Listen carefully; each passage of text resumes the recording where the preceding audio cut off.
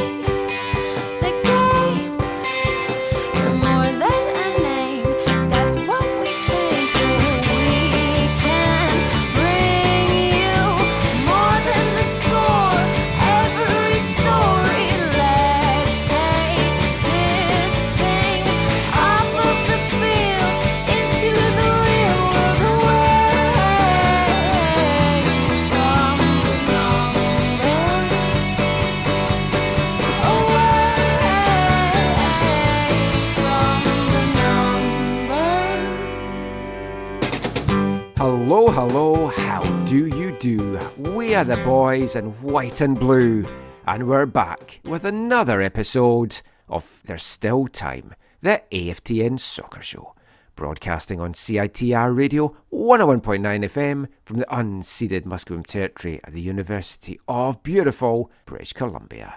I'm Michael McCall. And I'm Zachary Adam Eisenheimer.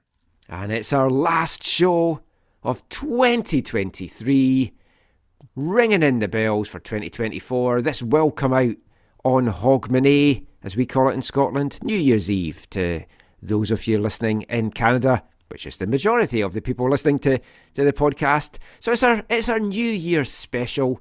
We'll bid a fond farewell to 2023 and welcome in the first foot of 2024. I've got my black bun, I've got my shortbread, I've got my iron brew.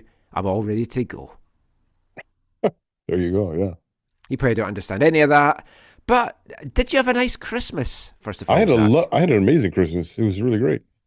We had a couple of services on the Christmas Eve. I didn't know you played tennis. You're hilarious. Celebrating the birth of Jesus. It was fun. And then hung out with the family on Christmas Eve in the evening. We opened one gift, or let the kids open one gift, and this year was like I do like most of the gift wrapping in the house, so it was actually one gift with like not a million, but like 10 gifts inside. So we did that. Yeah, Christmas morning, we opened presents together, and then got rid of the house, got everything all ready, and Cheryl's family came over, and Cheryl made an amazing meal, and yeah, it was really great. Nice to hear. Any football-related gifts? Kirk got a Vancouver FC hoodie, which he loves, so that's good from his grandparents, which is awesome. I'm trying to think if there's anything else that was football-related. Well, you've got one sitting here still, but... Wait, it's football-related? Of course, I only ever buy you guys football-related stuff. You should know that by now. Talking about, you mentioned the birth of Jesus. I saw something that did make me laugh, which was someone had shared a post saying, over 2,000 years ago, a child was born in Bethlehem, and now, all these years later, I celebrate it by opening a little advent calendar and giving my dog a treat every day. That's just what we did with Annie. So. There you go. Yes. But yeah, it's New Year. I'm not a big fan of New Year. I've spoken about that before on the show. It's so big in Scotland. It is, but I'm not really a drinker, as you know, and it's like I find it an excuse for too many folk to get way too drunk, and I've had a variety. We've spoken about them in previous years. I won't go over it again. Of good experiences at New Year. We went to a torch carrying ceremony, a good one, not one of those kind that you see in the South of America. It's like it was to ward off evil spirits and stuff for the year, and been at Edinburgh for a few of the New Year things. I don't know. I'm just not a big New Year person. I really don't like the period between Christmas and New Year, because I like Christmas so much, And I like the lights and the festivities and everything that goes with it. And then it just always seems a little bit of a lull between Christmas and New Year. Oh, we should talk about this warding off evil spirits more sometime. That sounds interesting. No, I love Boxing Day. I always go out and buy, even though Black Friday has taken over Yeah. the culture Yeah, here. the And for, deals aren't as good anymore on Boxing no, Day. Black Friday are better deals, which is fine too. You just got to adjust. But no, there were still some good deals on Black Friday. So went and got some good deals and also had some gift cards to use. So went and used those on Black Friday to try and get more bang for my buck. And Do you mean Boxing Day? Boxing Day, yeah, sorry, Boxing Day. So when yeah, drove all over the valley to a few different stores and with both my offspring, which was a lot of fun, just hanging out with them and got to go to one of their favorite places to eat and just yeah, hang out. Nice. Any But New Year plans? well, I've been a little under the weather since the Since day all after, you're driving about. yeah, since the day after Boxing Day. So it's kind of put a pause on our New Year. We were supposed to have get together with there's a family we get together with every year, and so Ah, we're gonna reschedule that hopefully for next weekend. that's cool. It'll be a quiet family gathering at our house probably. Yeah, we always have a quiet one. Caitlin's usually asleep. I have to wake her up just before the bells to go, it's New Year. She wakes up and go, Happy New Year. Then she goes back to sleep again. Oh, there you go. Because in Scotland, I heard it's like you get a day off or 2 days off. Or in Oh, we get England, 2 days off, yeah. So we get January 1st and 2nd as holidays. they only get 1 day off. Yeah, they only get one. Wow. And the 2 days is to just help recover from the hangover. I probably is. I don't actually know why we've always had two. Like when I worked in a bank in Scotland, it was like a UK wide bank. So because we got the 2 days off at January, all the English and Welsh staff had to get an extra day that they could take at any point over the Oh, year, just because we had to get that extra bank holiday. So it's an official bank holiday. So yeah. everywhere's closed there. But yeah, I don't know. I don't really know why we've had the two, but I've usually worked between Christmas and New Year, picked up some shifts at my work, but I think from next year, I think I'm going to actually take it off and just enjoy the darts. I have been enjoying the darts when I've been coming home. Been watching some YouTube streams. That's what I was alluding to last week in the show about. I've got my way of watching it. And it's all been going very smoothly until yesterday and today, where the guy's streams kept getting taken down. But he was back up again pretty quick with another one, so I've been enjoying that. Tonight's session, if you get to watch, we're recording this on Saturday night, the 30th. If you can watch the 3 games from the session on Saturday night, some of the best darts, you're going to see 3 fantastic matches. I won't have any spoilers for anyone that might watch it. We're not going to dwell too much on 2023 because it's past. It's all behind us now. And we've done a lot of years in review, so we're going to kind of look forward to 2024 in the show. We'll talk Whitecaps, we'll talk MLS, we'll give some bold predictions, we'll talk a little bit of CPL as well, and it's time for our final awards of 2023, the ones we've all been looking forward to, I'm sure. But just to kick things off, little look ahead to 2024, and what a year footballing wise I think it's shaping up to be, Zach. Yeah. The first of 3 really massive years on this continent. But when you look at what's in store, club wise, international wise, we all know the World Cup in 2026.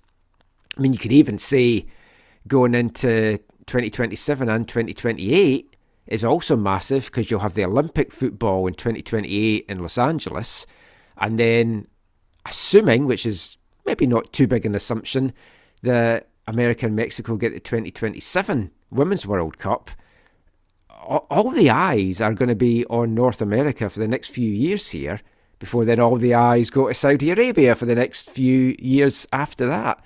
But 2024 is the start of these massive years, and hopefully it's the start of seeing the game grow even more at both club and international level, hopefully by a huge scale.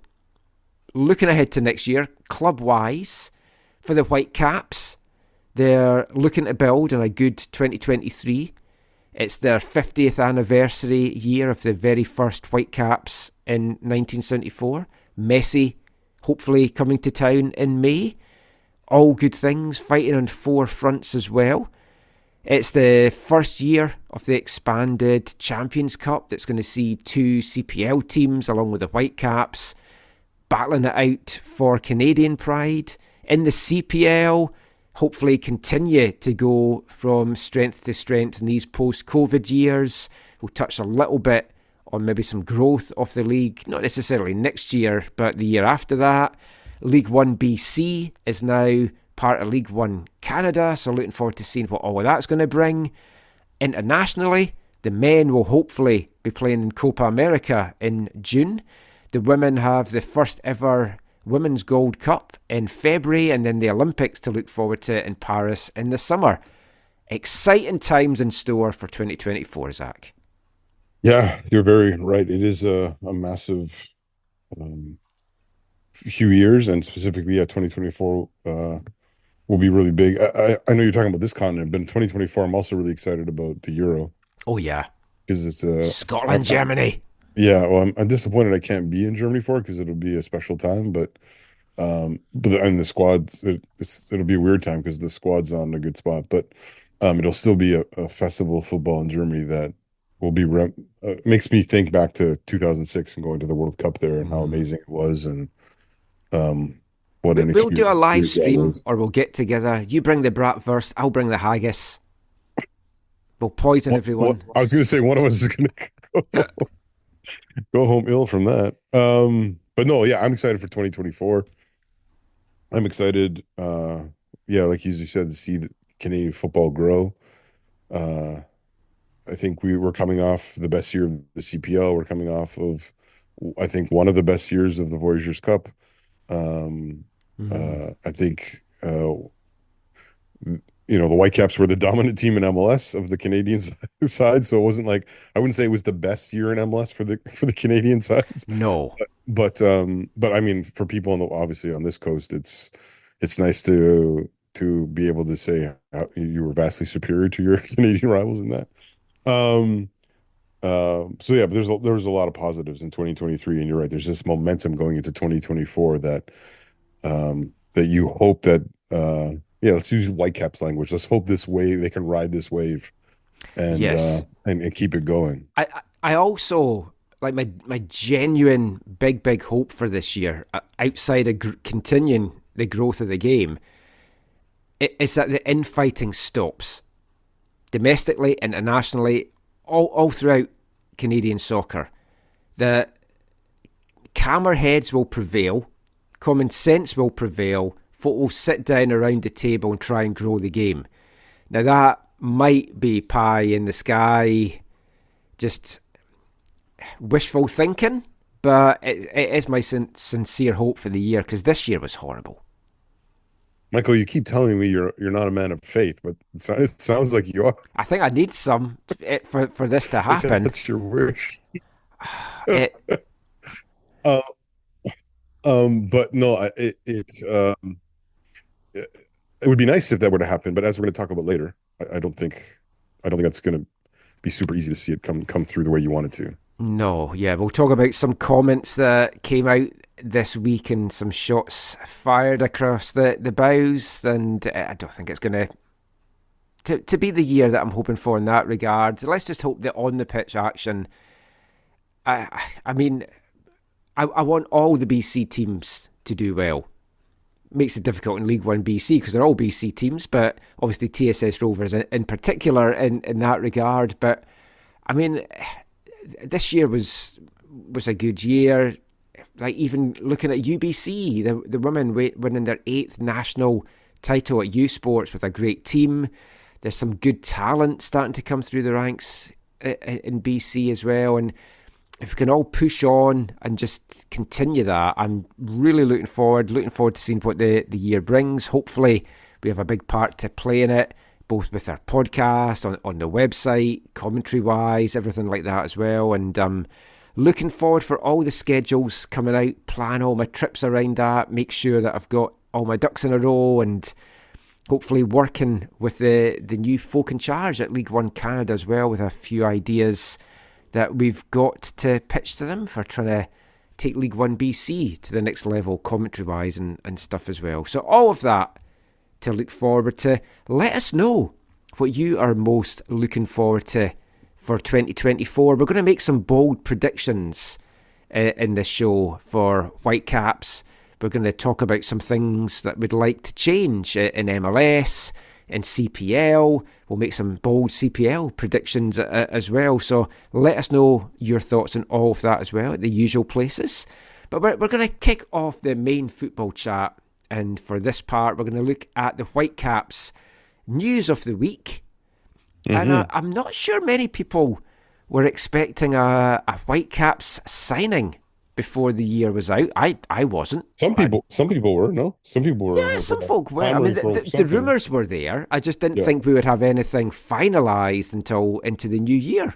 So it was a very pleasant surprise when the Whitecaps got a new addition on Friday morning. It was like a new year birth that everyone's always, what's going to be the first baby of 2024? Well, we got our baby, Croatian baby, Damir Kreilach. Sure. Yeah. Release. He came wrapped in a tablecloth. Yeah. Yeah, Thursday. The rumours abounded that the Croatian was Vancouver bound. Ever since I bought tickets to watch the Whitecaps play RSL in 2011, I keep getting mailing from the fan services at RSL as they try to sell me more tickets and everything. So I got an email that was a goodbye message to the fans from Damir Kreilach on Thursday. It was a lovely written thing saying how much the club will have a place in his heart, and him and his family have enjoyed the time there, and just everything that the club's meant to them, but it was time for them to move on. And it was very nicely written. It was very well received. Now, the same day, Croatian journalist Isaac Ante Sukic reported that he was close to join the Whitecaps. And this was a rumour that, from chatting to other media and stuff, none of us had this on the radar. Now, we've spoken before in the show. We admire Damir and what he's done in the league. He's been a cap killer. Totally. And like taking that part out of it, he's been very good in this league, and I've spoken my admiration here. I would have loved to have had him here. Like, if you could have picked an RSL player, him or Cordova, to join last year, I'd have picked Kreilach any day of the week. But of course we've got Cordova, and that didn't quite work out. But when the rumour hit, there was mixed reaction from the fans. I mentioned I loved it. Many didn't, because they felt it didn't really meet the MO of the usual Whitecaps additions. Age-wise, the fact he's coming off an injury. But it did tick the box of what Vanny mentioned in our chat before Christmas, that he was looking to add some talent from within the league, so that they would be good to go for training at the start of January, and they would know the league and they'd be able to hit the ground running. Other people were a bit concerned just with his age. He's 34 now, will be 35 in April. Others were concerned that he hadn't been at his best since the back injury that he suffered, that kind of did dent his momentum a little bit. But like, when I messaged you on Thursday saying, hey, the rumours are he's coming here, and then it was confirmed on Friday, I mean, what was your initial reactions? I think to be honest, I didn't realize how old he was. I didn't know he was that old either. I knew he was in his 30s, but I was quite surprised he was going to be 35 in April. Yeah, same. So I didn't, I mean, this is one where I think you could flip a coin. It'll either be a brilliant signing or it'll be an unfortunate signing, I think, because he has the ability to score key goals, play a key role, whether that's a limited minutes or not, but play a key role, and do damage for the club offensively for sure, and probably help them, I think, in some ways solidify their midfield structure defensively as well, even though that's not usually his primary focus, right? Um, Yeah, that or that was another thing that was raised, that he's not known for his defensive play, which of course is something that Vanny demands from his team. Yeah, yeah. So that might be a challenge, but it also might free up other people, like Mm. depending on how they structure things, like, and who's given what role. That'll be obviously for Vanny and the staff to evaluate and decide.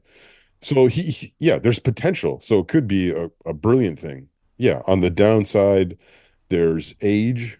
Uh, I think age is against him. Obviously, the injury history, which kept him out of most of last year or significant parts of last year or whatever. Yeah, And then I think for some people, or maybe a small group of people, this also probably means the end of the possibility of Junior Hoylett returning, right? And so for I those I who, would think so. yeah, so for those who are maybe Canadian fans and wanted to see him back, maybe there's disappointment over that. But I really think it's like 50-50. Like this could go either way. And so in that sense, I don't think it's a bad signing.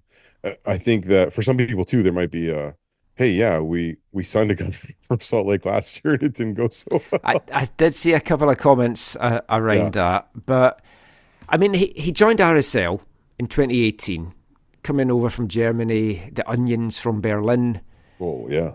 When they were in second division. Yeah, I look seven. forward I look forward to talking to him and because I mean the fan culture there is unbelievable. So or like it's a notable fan culture within Germany, right? When you're in Berlin. And so I look forward to maybe having conversations with him about Mm. his experiences there because he was there Well, for, was it 5 years or something? Like he was there a while. yeah.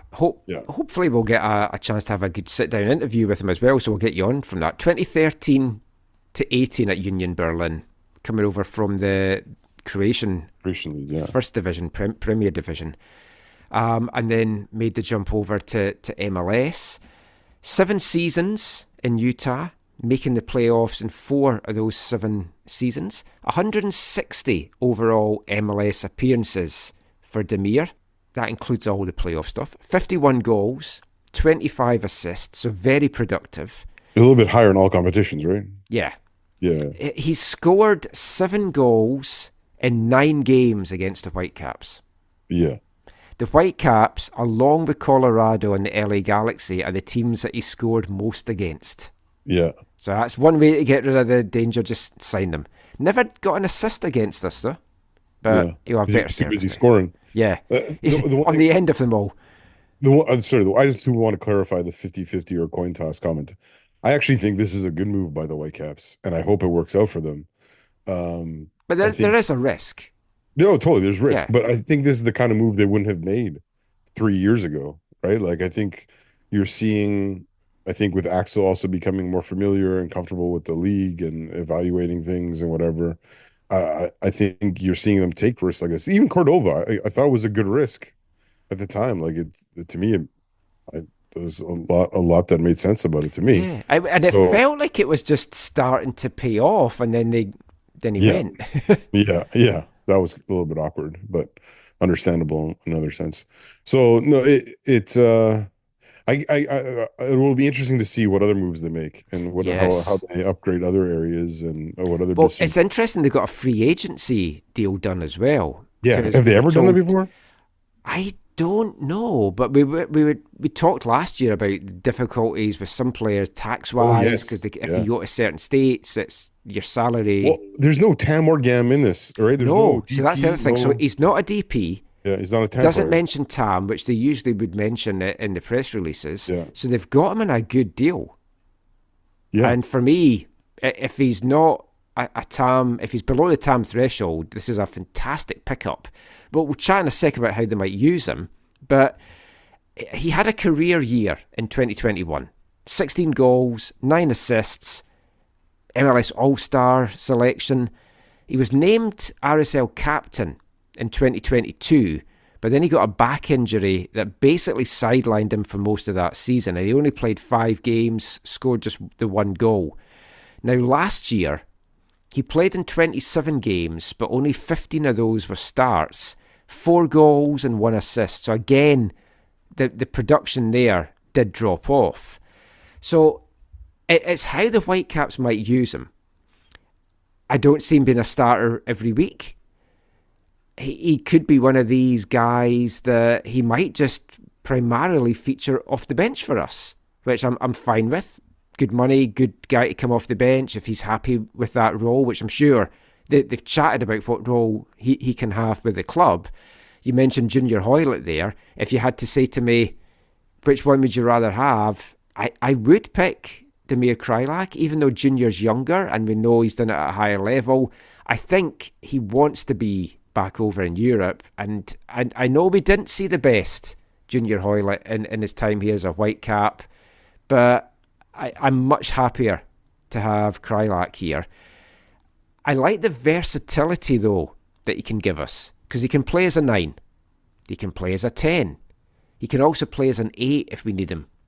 So it gives versatility for where he can play and where that might open up some other ideas. Because one thing, I meant to ask Vanny this when we had our chat before Christmas, but I'll ask him when I speak to him in the new year. That experiment with Ryan Gauld as a wing-back in the LAFC game that we were all like, that's just nuts, and then worked superbly. I'd like to see that, not regularly, but I'd like to see it a few more times. And having Kreilach as the guy that can come and maybe take the 10, the 8 role to take some of the weight off Gauld to allow him to maybe do that would be an interesting one. There's definitely possibilities there. In terms of, he provides flexibility for Vanny that like a Hoylett would not, and so I think that, yeah, I think that's exciting, and I think that it'll allow Vanny to play in different ways, give different looks or different approaches.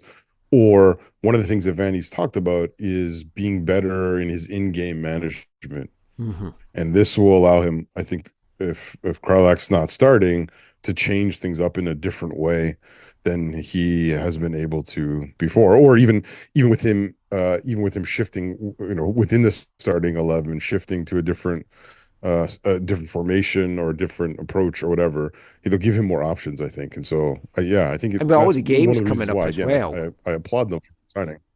Yeah, I mean, you've got 4 competitions again. Oh, yeah, I mean, and Vanny did say he needs to be better at using his squad better. So this gives so many options, because you can have Kreilach playing 3 different positions in 3 games and rest 3 different players. Yeah. So I mean, it gives that flexibility. It's a very exciting signing, and with, I think, greater confidence than, like, obviously a mid-season signing, but greater confidence than you would like a player they've just brought out of the academy or whatever. Right. This is an experienced veteran player who they're never going to worry about. Yeah.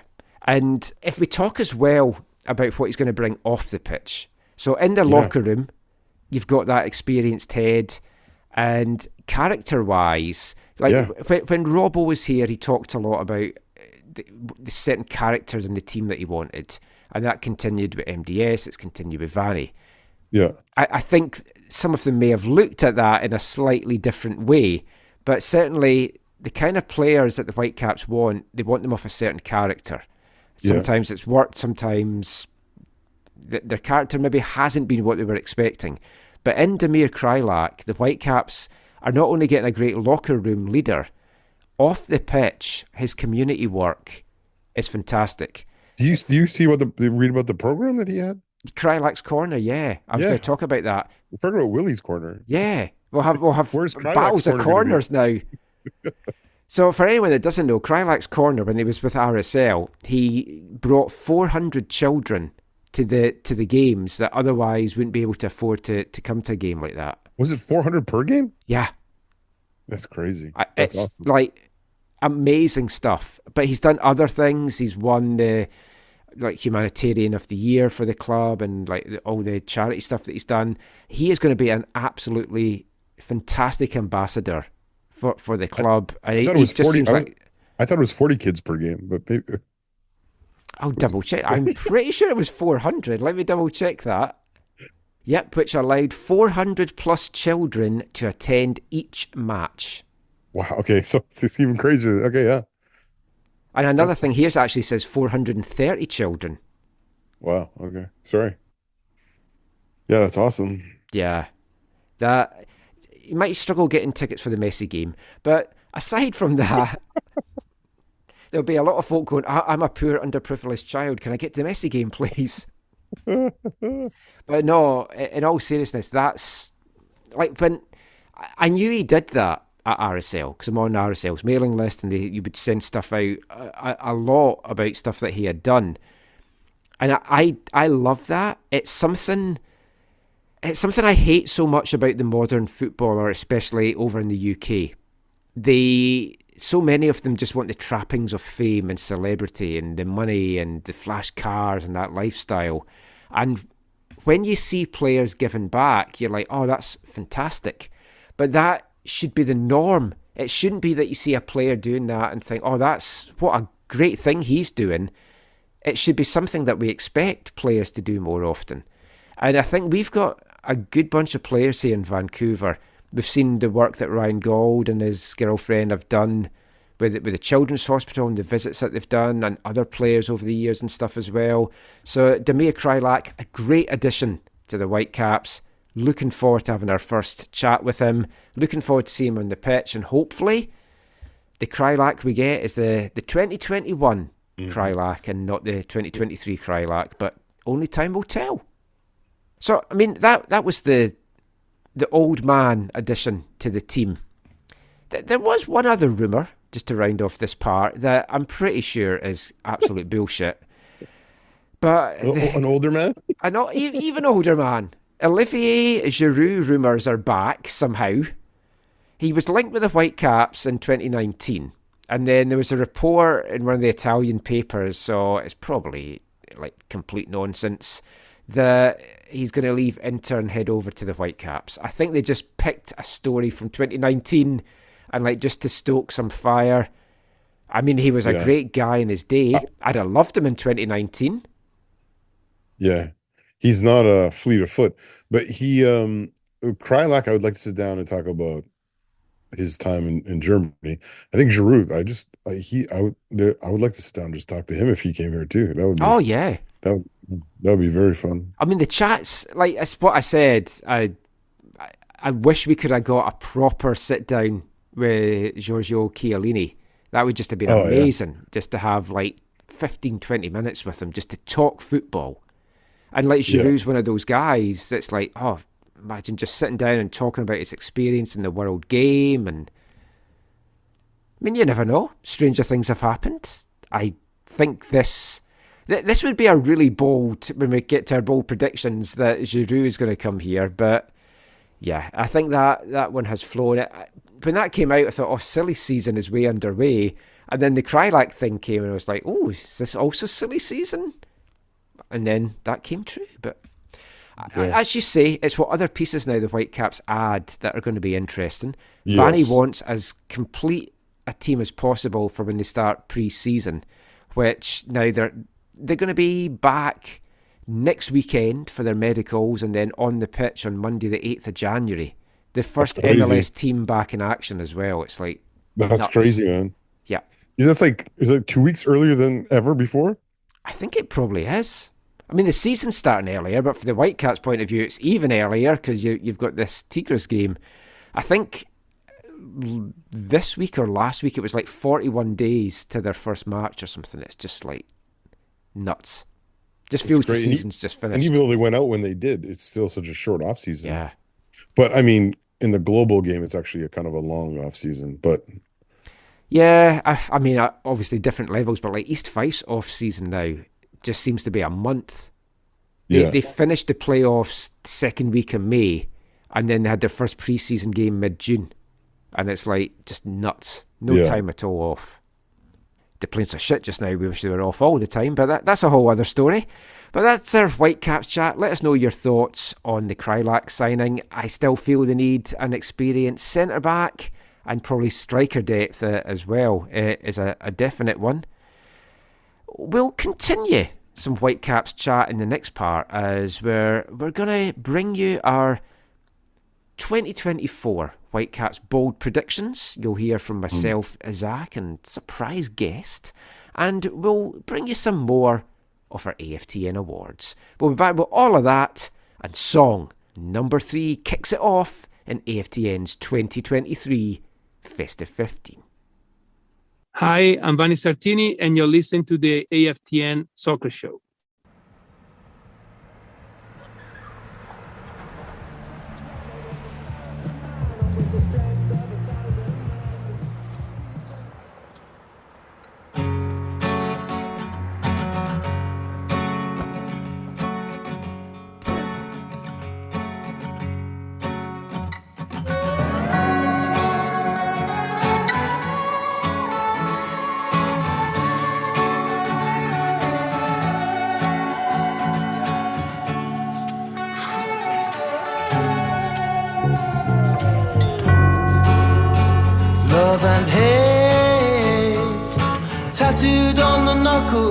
Round the handles of a blade, on the knuckles, round the handles of a blade, a bloody blade.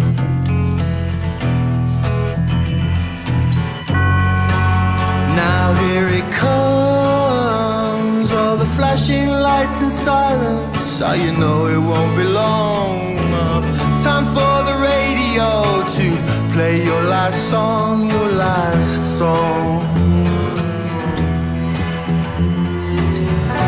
I'm just calling to tell you, baby, that they're taking me away for a while.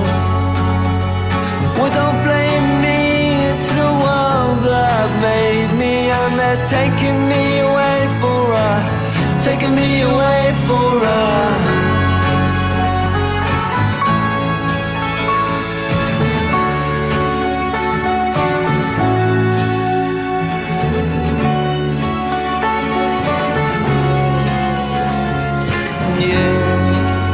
Well, here they come, flashing lights and sirens scream, you know they won't be long. Just time to phone the missus, you tell her what you've done, now you've done wrong. I was calling to tell you, baby, they're taking me away for a while. Oh, you can't blame me, it's this world that's made me. Now they're taking me away for a, taking me away for a. You've got to know, as you wash the blood from your clothes, you can't clean out your clothes, you'll never clean your soul. No, no. ACAB tattooed on your knuckles, does the world know what it means? Oh, now they're slipping on the bracelets. Are you so young and hard and mean, so cold and mean? And the radio says, I'm just calling to tell you, baby, that they're taking me away for a while. No, don't blame me, it's this world that's made me. Now they're taking me away for a, taking me away for a love and hate on your knuckles, on your white knuckles.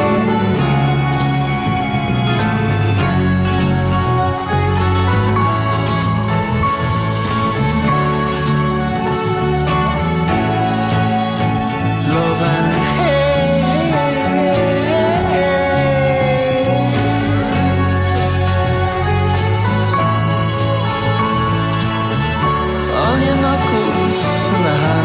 of a blade, the handles of it.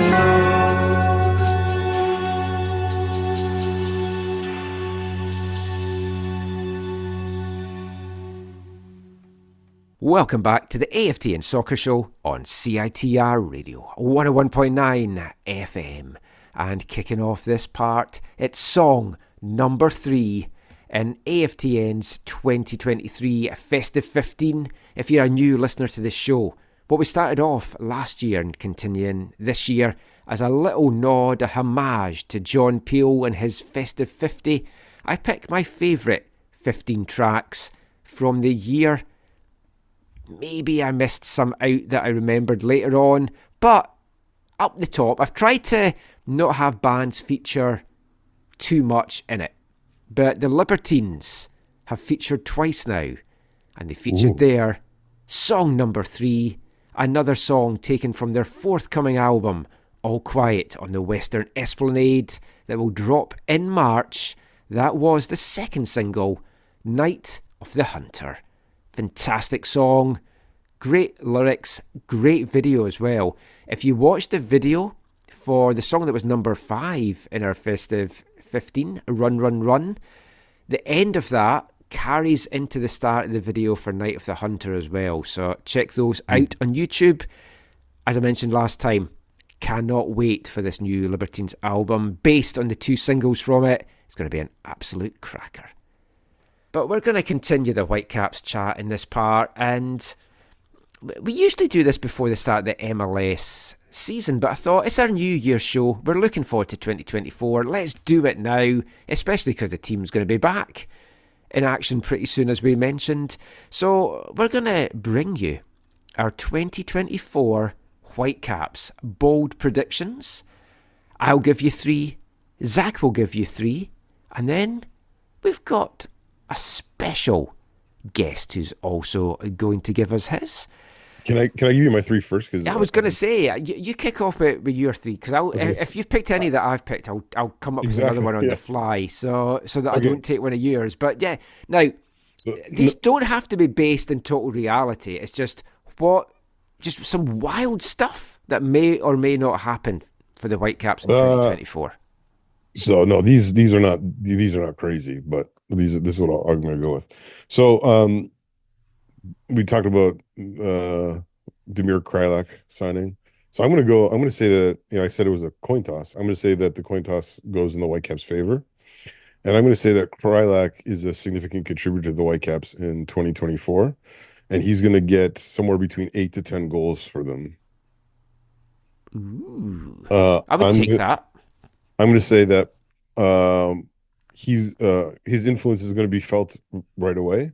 And that my second prediction is that the Whitecaps are going to get past Tigres in the CONCACAF Cup, which is my boldest of the predictions. That was going to be one of mine, so I'll have to quickly think of another one on the fly here. And my last one, which is maybe the least bold of the 3, is I think the Whitecaps are going to three-peat in the Voyageurs Cup. That was another one of mine. I shouldn't have let you go first. As soon as you said, I'm going to share mine, and Zach's going to share his, I was like, I got to go before him. No, I like those ones. Right, I'll do my one that you didn't pick. I think they're going to make a deep run in the playoffs. If the right additions are made, which I think they will, I see them getting to at least the Western Conference final. I'm not prepared to be that bold yet. Yeah, I'm not prepared to say they're going to win it and get to the MLS Cup, but I think they're going to have a good enough regular season that will get them a good seeding, and the playoffs will be favourable to them, and they'll make it to the Western Conference final. I don't know if we mentioned this actually on the show when we're talking about the Tigres game. I don't think we did, because someone pointed out to me, if we're having a wild flight of fancy, and not only do the Whitecaps win the Western Conference, but they make the MLS Cup, and they are the seeded team, the number 1 seed, to get to host. If the MLS Cup is played at the same weekend it's played this year, Taylor Swift's at BC Place. My! Like, I heard that. incredible. I think either you told me that or I read that somewhere. Oh man, I mean, that would be the most Whitecaps thing ever. Yeah, it would be. We're hosting the MLS Cup, but we're in Langford. No. Get the bleachers packed into Swangard. No, they would. Yeah, they would. Oh. I mean, because I could honestly, in that case, could you not see the league saying we're going to push it back a week because it's indoors anyways? Oh, they could do. Assuming Yeah. that indoor playground or whatever isn't happening. Oh, there's going to be some Christmas. Yeah, Christmas market. Yeah, Dickens Christmas fair, which they have in San Francisco. Which, if you've never been to, we've been twice now. It's absolutely amazing. The Victorian Dickens fair at the Cow Palace. But yeah, that just amused me when I found that out. Yeah. Can't remember who it was that told me, but thank you for sharing that. I thought I saw it on Twitter. It was someone on Twitter that shared it with me. So Yeah. no, I think my first bold prediction: the Whitecaps will get to the MLS Western Conference at least. This is I had initially this in my top 3 and then I took it out, but since you've gone for 2 of mine, I'll put this one back in. Ryan Gauld is going to start the season on fire. He is going to light it up, so much so that Steve Clark is going to give him his first Scotland call-up. Oh, I like that. Ahead of the Euros. Ahead of the Euros. And if he does well, he will be in that Euros team. I thought about that, actually. I thought about that as one of mine. I think that's my most far-fetched one. No, but it's good. I guess he's just got to avoid any head injuries in the preseason or the early part of the season. That's what derailed him at the beginning last year, right? Oh, it was, yeah. Yeah. And I'll have my third one. I'll pick up another player one here, because this was another one I kind of toyed with.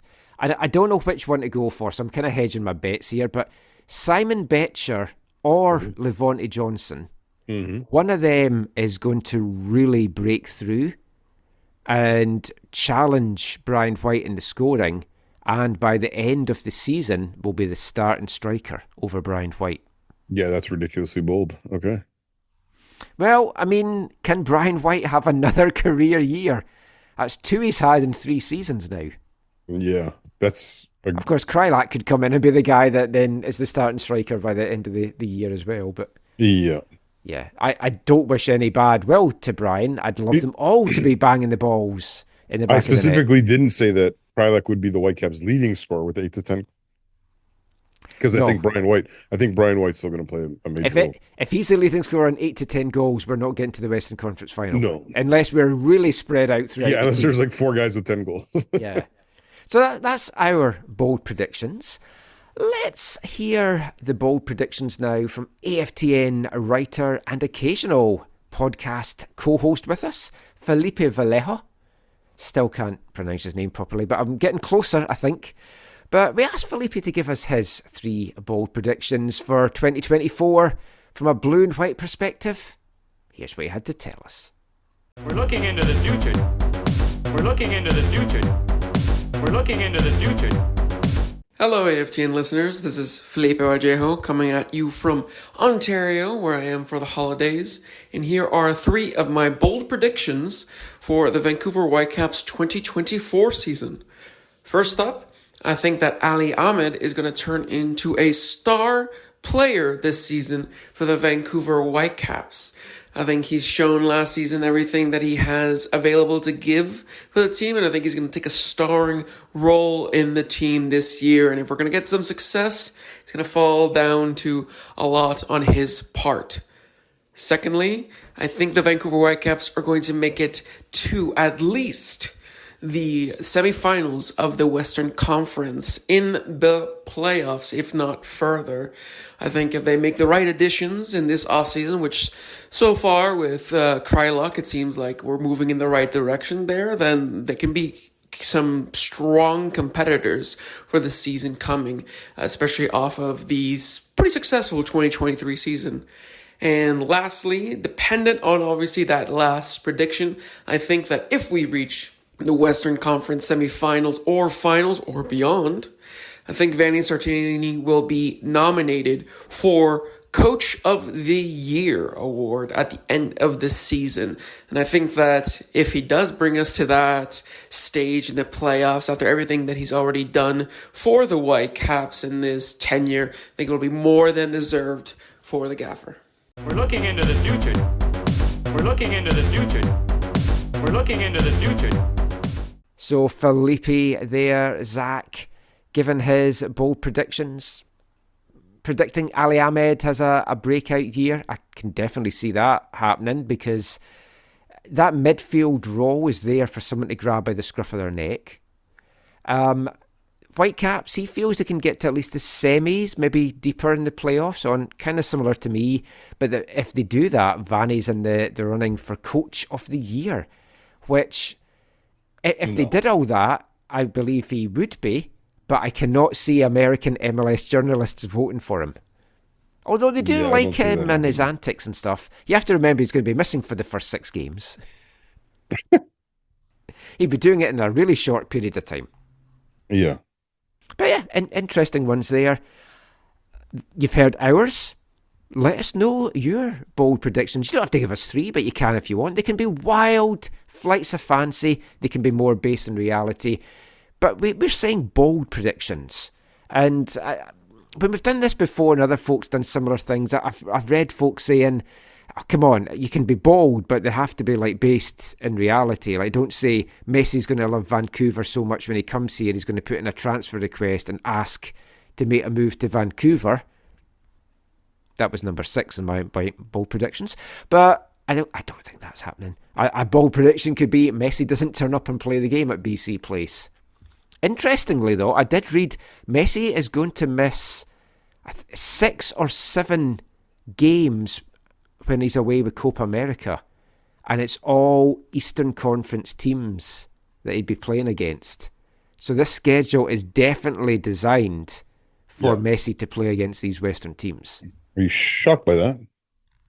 Well, one thing we did forget to mention when we were talking about the Whitecaps schedule last week is there's a couple of dates because of the packed calendar that the Whitecaps are going to be playing in international windows, including they play RSL when Canada play Trinidad and Tobago. Oh, yeah. So I don't want us bringing all these Canadian guys to the team because we're going to have a big void for that international window. We also have 2 games against Dallas in the international windows, which Dallas will have players away as well.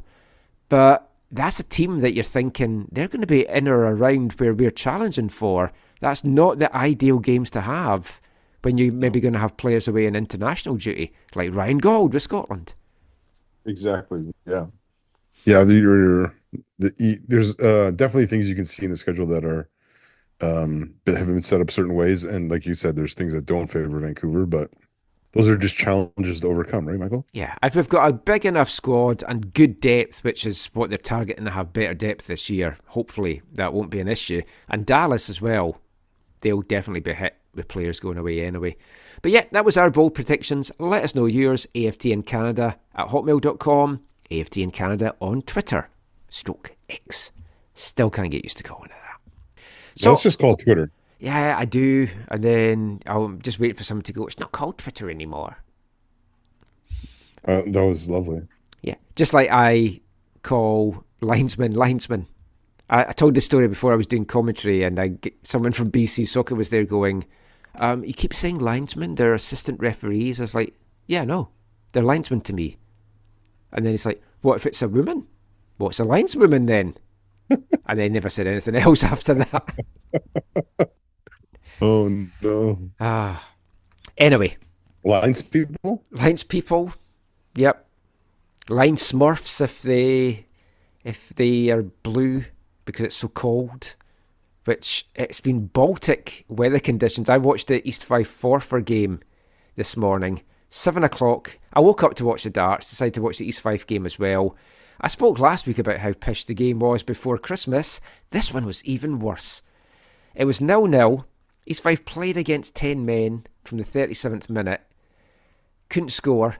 It was played in what the weather forecast said, rain, sleet and snow and wind. And it felt like -3. And I was watching that and I couldn't help but think, why do we play winter football still in Scotland? It's like we've definitely got the right idea over here of having that summer schedule. Although I do like getting out to my VMSL games in the winter, but we are quite mild over here. Anyway, another digression. Let's get back to the chat. And for the rest of this part, we're going to hand out some more of our AFTN awards. I kept the final ones for the final show of the year. These are the tasty ones. And for these awards, Zach, it can be anything, any club, any country relevant or Canadian country relevant thing, anything that we basically cover on the podcast, you can have as your answer. And you can have more than one if you want. I feel like I gave all mine last time. You kind of did, but we didn't talk about all of these. Yeah. If there's any we don't have, we can maybe skip over, because I wrote down all the ones we've had. So, for example, haircut of the year. I'm not sure I can come up with one for this year. Because Rusty stopped changing his hair, right? Well, we didn't see him, so who knows what his hair's like now. I for that one, I would have said Rocco Romeo, just because it's the most like my own. Yeah, I was thinking most like yours. Did you say? He shaved his head. I thought he had dreads at this, or cornrows. Rocco Romeo is bald. Who am I? Who's got cornrows? Oh, TJ did some stuff. Maybe it was TJ. TJ kept on changing his hair. That was one of the things yes. I was talking about. Yeah. Oh, we'll give TJ the haircut. Oh, we did mention that in a previous show. Okay, well, he's got that. Give it to TJ. Yeah. Now, first one we'll talk about then, and you did mention this, I think, when we were trying to pick our game of the year for VFC, but we'll have another little chat about it. Best away day. Yeah, do you want me to go? You can go. I literally only did two, and they were the same, and so I'll just combine them together. I'll just say, Pacific away. The inaugural match of the season, and then the last away day match of the season. Both were very, very special. The first one was because it was the inaugural game of the club. The players, this group of players that was lacking in depth and quality, yet they gelled together to battle against a quality Pacific side, and gave their all on the field and came away with an unfortunate 1-0 loss. But they knew that the fans were there to support them, and we had a small display, and the shushing, the connection after the match, it was all really, really awesome. And then on September 30th, we were there, and it was Truth and Reconciliation Day, and again, small display to honor that. And on that occasion, our players, after two defeats against Pacific in the first two games, we had won the third game at home, and then in that game we completed our double by beating them away 2-1. And it was a glorious day, especially that first half was amazing. But I mean, I remember watching it and just seeing the joy, and then we saw you in the crowd, and it looked such a special occasion. I couldn't make it over to that first game. Well, you were working, right? I was commentating, so I couldn't make it over for that, and I wish I'd been there. I know the result didn't go the way you wanted it, but I missed the very first game, and I missed the very first home game because I was doing the League One commentary. And I mean, they're special occasions, and for any club, your first match ever. It's just most football fans, especially like from me back home, you don't get to experience that because the time you're following a club, they're already quite well established. Yeah, and it's like I've been fortunate enough that I was at the very, very first Pacific home game. Yeah, same. So I got to take that, and I can't remember if that was their first ever game or if it was their second game. It might have been their very first ever game, but I was over on the island for that. That was a special day. That was their first ever game. Yeah, so it's like got to see that club board, so that was great. I'd seen TSS as well in 2017 and commentating as well in that as well. Yeah. I mean, those are the kind of really special things, and obviously the likes in League One BC, we've had all these new clubs starting as well. So it's great that we get to experience that. And like me as an East Fife fan, we were formed in 1903. So when I first started going to games in 1984, it's like well established, and our best days sadly behind us as well. But getting to experience that, it just takes you back and makes you think about what it must have been like when you're starting a club. And the more local clubs that start as well in the following years, the better. So I'm guessing your best away day is either away to altitude or also on the island. Well, funnily enough, Pacific is my favourite away day as well. In a way, it was also a heartbreaking away day. But I mean, it's like the very first game, you lost that one, so it's heartbreaking in that regard. But it was still a special day. Yeah. So I'm talking about TSS at Pacific in the Canadian Championship quarterfinals. I mean, my ultimate match of the year, because we talked about the Whitecaps game of the year, but my ultimate match of the year will always be TSS beating Valor. Well, it's the biggest game in club history, right? Yeah. I mean, to this point, arguably, I mean, this is quite hyperbolic, I know, but it's like, is it the biggest ever game in the Canadian Championship? Maybe looking at that with Rovers coloured glasses. I mean, it's up there as one of the most important games because it's the first time that level of team. Oh yeah, it was significant beat a professional for sure. side. Yeah. I mean, we've had some good and bad memories for all the teams we support in this competition over the years as well, which is what makes the competition so good. But no one expected TSS to be as good as they were against Valor. And I think how good they were then gave everyone hope that they could go and do it again at Pacific. And they gave it a good shot. I just a couple of weeks ago, I watched the highlights back again because I hadn't really watched it from the game. My worst away experience as well was also in the island, which was TSS losing 2 goals in stoppage time. Oh yes, to the Highlanders that stopped them being in next year's Canadian Championship. Yeah. But no, that TSS game at Pacific, the atmosphere, there was over 100 TSS fans there. Not all of them made it over from the mainland. There was folk from the island that had come down, like Harbourside fans and stuff as well. But the atmosphere was great. They were singing non-stop. We were under the roof. Pacific's hospitality that day was great. They gave us a suite. I bounced between the suite, getting some free food in there, and the press box, getting some free food in there. I did quite well. I certainly stocked up. But the reason for me it was the best away day is because I was working as the communication media officer for TSS. Right. So I travelled with a team, spent the Tuesday travelling over, doing the media, setting up the media call, at training, being at the game, doing the post-game media, and then the journey home. You told me a number of really great stories from behind the scenes of all that. Yeah. but to see all that is like amazing. Like there's things happened that I've not spoken about. I'm not sure that anyone else has spoken about. I'll tell a little story now that the Swan Guardians may be a little, I don't know if they want this out there, but it's getting out there now. Before the game, there's a famous moment in TSS history when they won the League One BC Championship on penalties, and Devon O'Hay, striker, who didn't feature this year sadly due to injury, and his mum passed away as well, so he didn't feature for the team this year. But after we won the 2022 championship, he grabbed the Swan Guardians flag, ran with it across the pitch, and put it in the centre circle. Yeah, like Graham Souness in Turkey. Yeah. On the bottom of the flagpole is some Swan Guard dirt.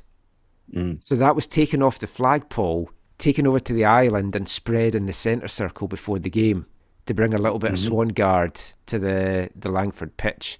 Now, it ultimately didn't work, but it was such a good game. It was such a good occasion, just travelling with a team, getting to experience a proper minnow cup thing like you see in the FA Cup over the years. It was just an amazing day. The result didn't go that way. Part of that result may feature in the next part with another one of the awards. But yeah, for me, that was the best away day. So I think if we put them all together, we can basically say Pacific's the best away day. Totally. And if you haven't got a chance to get over to a game at Pacific, definitely do.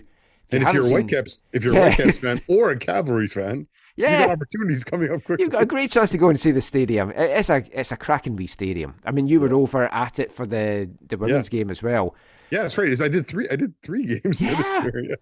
I did too, because I did the Whitecaps when they went over there as well. Right. Which was also another horrible away day because of the Ali Ahmed incident. Yes. Oh, yes. Yeah. If we have a scariest moment of the year award or the horror moment of the year award, it's that Ali Ahmed incident, because we genuinely thought he was either dead because they put the sheet around injured. him. Yeah. We thought he'd broken his neck, paralyzed, something really, really bad. And yeah. So between you and I, we went to Starlight 5 times this year. Wow, yeah. Yeah. I could have done more. Oh yeah. Yeah, that's nuts when you think of it that way. But yeah, so Pacific Best Away Day. Now, the next one in our awards, this is an interesting one. We always give a quote of the year. And I always usually go for something quite weird and wacky. I've got 2 for this. And I've gone for a Whitecaps one and I've gone for a Vancouver FC one.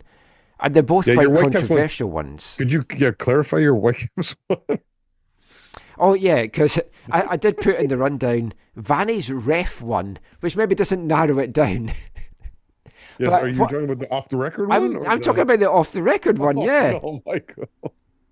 I mean, that is the quote of the year. Oh, my. The I'll False take, Creek one. I'll take that. No, I can't agree with that. I'll take Afshin's amateur comment. That was my other one as well. Yeah, now, we've spoken a little bit about this on the show, so if anyone doesn't know what we're talking about, Vancouver FC head coach Afshin Gotbe had made a comment when asked how he's finding working in the league so far. It was at the end of season, right? No, it was during the season. I thought it was our end of season thing. Oh, maybe it was. I think it was our end of season thing, and he was reflecting on the year. Maybe it was that then. Yeah. And he just said, well, I'm used to dealing with professionals. There's a lot of amateurs. Yeah. That I've had to deal with. And then he clarified it to talk about, most of these people are new to this. Yeah. Most of these players have not been professionals before. But it's one of those quotes that you just snip that bit of the quote and you put that out there. Of course, the other quote of the year from a Vancouver FC bent is Shan Hundel's infamous. I knew you were going to say that. It's nice that Vancouver has a winning side. Or if you're a Whitecaps fan, you take Hards out of context, Julian Gressel. Yes, poor Julian. It's like I don't know what the CPL is. Julian Gressel doesn't care. It doesn't matter to him. But I mean, I genuinely think the quote of the year has to be Vanny's False Creek quote, just because of the publicity that it attracted and the fallout from it.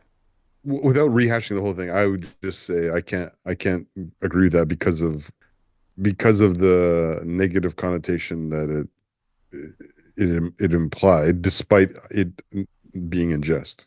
Well, the man central to that quote as well might be somebody that features in an award in the next part as well. So that's interesting, tying our first 2 awards there together. But just like that whole incident with Vanny, like just that whole period of play for the sending off, not the quote afterwards. There's a podcast which I've meant to listen to for a while and then I forgot about it. And then they had one of the hosts of it on another podcast that I listened to. I was like, I need to start listening to that.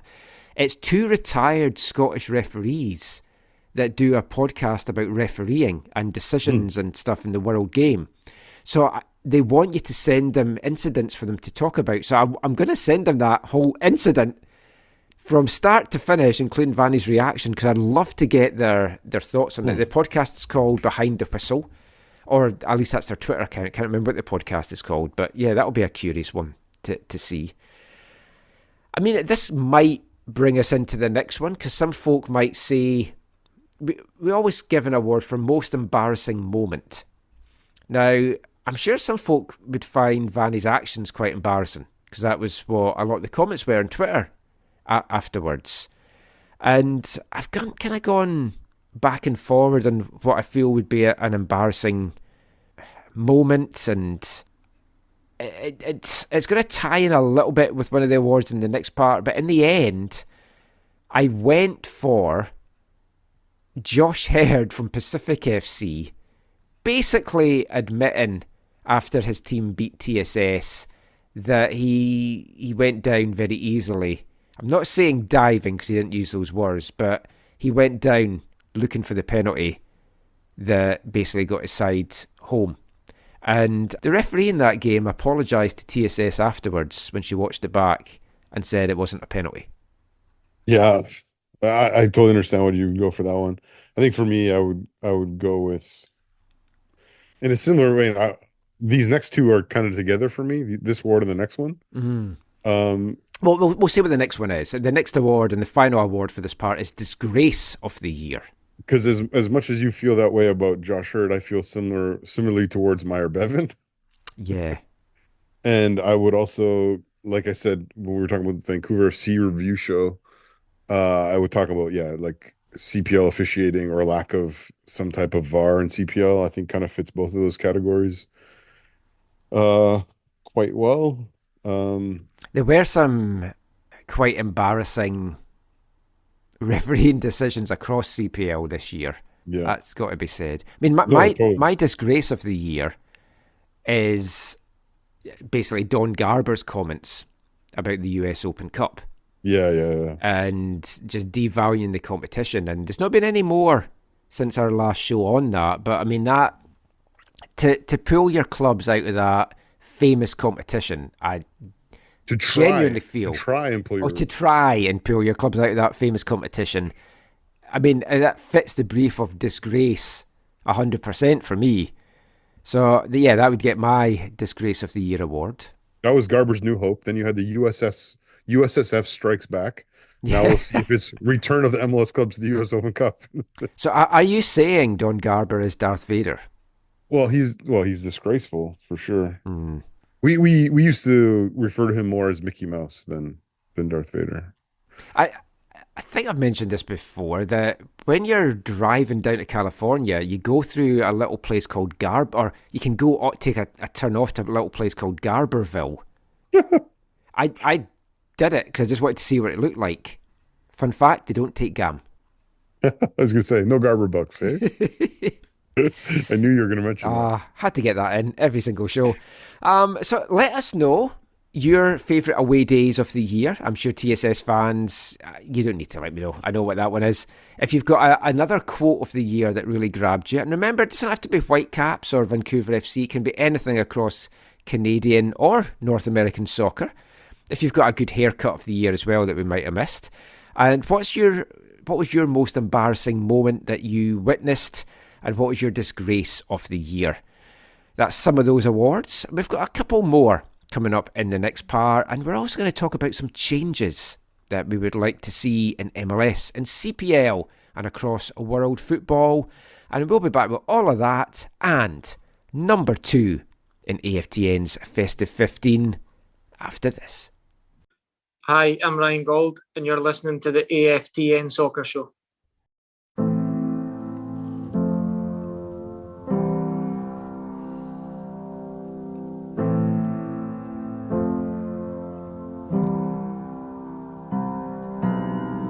You think I'm about you? Well, I'm not. The center of my world is a hot spot. You think that you know me, you're below me, and you don't.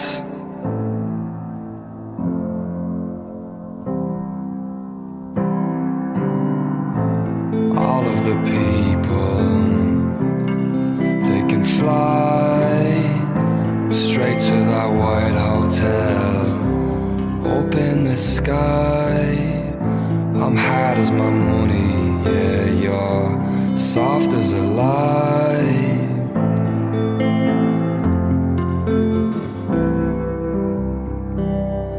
Well, a smile could be made so endless, just happy, free and friendless. No paper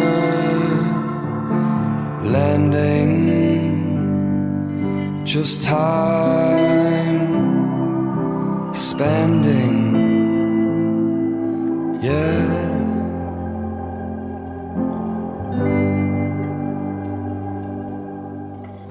You think that you love me, but you don't. You think that you know me, yeah, well, you just don't. Did you know I'm into your brother? Did you know I hated your show? Tell me, who exactly do you think you know? Yeah, people ask I would say it again. Don't let anyone tell you that they wanna be your friend. They just wanna get close enough to take the final shot. They will celebrate the things that make you who you're not. They will criticize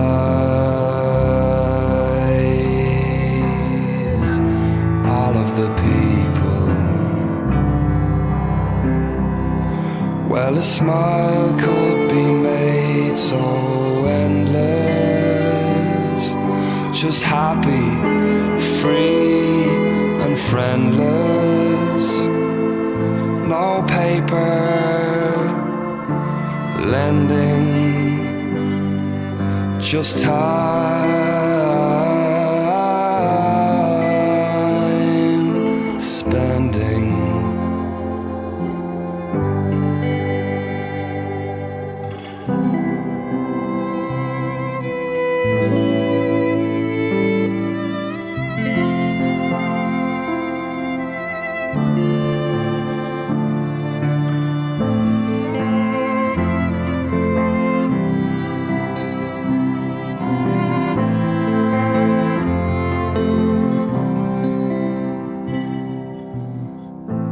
Standing in line now at the fun fair, fistful of tokens, yeah, and charm to spare. What kind of fool would follow signs that were never there?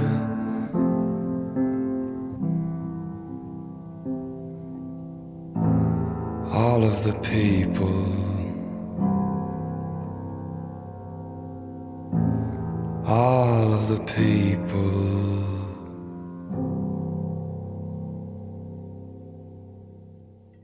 Welcome back to the AFTN Soccer Show on CITR Radio 101.9 FM. And kicking off this part, we're nearly at the top, and it's number 2 in our Festive 15 for 2023 from Dublin, the lead singer of Fontaines DC, his first solo album, Chaos for the Fly, came out in the summer, and this was one of the songs on it that really grabbed me. When I had Fontaines DC as our Artist of the Month, along with Graham Shatton, I featured this song as one of them. All of the People, great song on it. It's also a very good video for it as well, so you can check that out on YouTube. That's number 2 in our Festive 15. What is going to make number 1? Find out in the next part. For this part, though, we're going to continue our AFTN awards, and we're going to start with Hero of the Year. And I'll let you kick this one off. It could be Hero or Heroes of the Year for you, Zach. And you can take your definition of hero whatever way you want. Yeah, I struggle with this one a little bit. I think, oh man, like for me, I want to say someone like Callum Irving or TJ Zahid or someone like that, you know, who just brought a lot of joy to Vancouver FC's first season and their fans. So yeah, it'd probably have to be one of them. I think Callum, just for his being the captain, being the leader, I think for the most part, playing amazingly. And I mean, he had moments he'd want back for sure, but I think on the whole, well, yeah, the saves of the year are out. They didn't have a video for saves of the year when we did our video, but they have a saves of the year video. Oh, and I was reminded of like, oh yeah, there's some of those wins would not have happened for sure without a couple of crazy saves from him. yeah. And then yeah, TJ Zahid, just for being that breakout young player who, like, everyone who's watched or has followed the club is like excited to see what's going to happen for the kid and how is he going to develop and progress and what's year 2 going to look like for him in the CPL, and like how's the World Cup U17 World Cup impacted him, and these training sessions he's having with in other places and all this. So I'd probably say one of those two. They're good picks. I mean, for me, tying in with what we said in the last part, probably not a huge surprise. I'm giving it as heroes because I can't just single one of them out.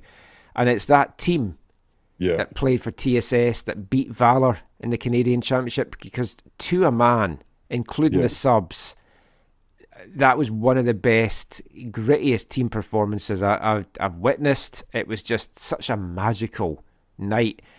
I can watch that game over and over and still get the goosebumps about it. I believe it made number 2 in One Soccer's Canadian Football Moments of the Year, just behind Christine Sinclair retiring.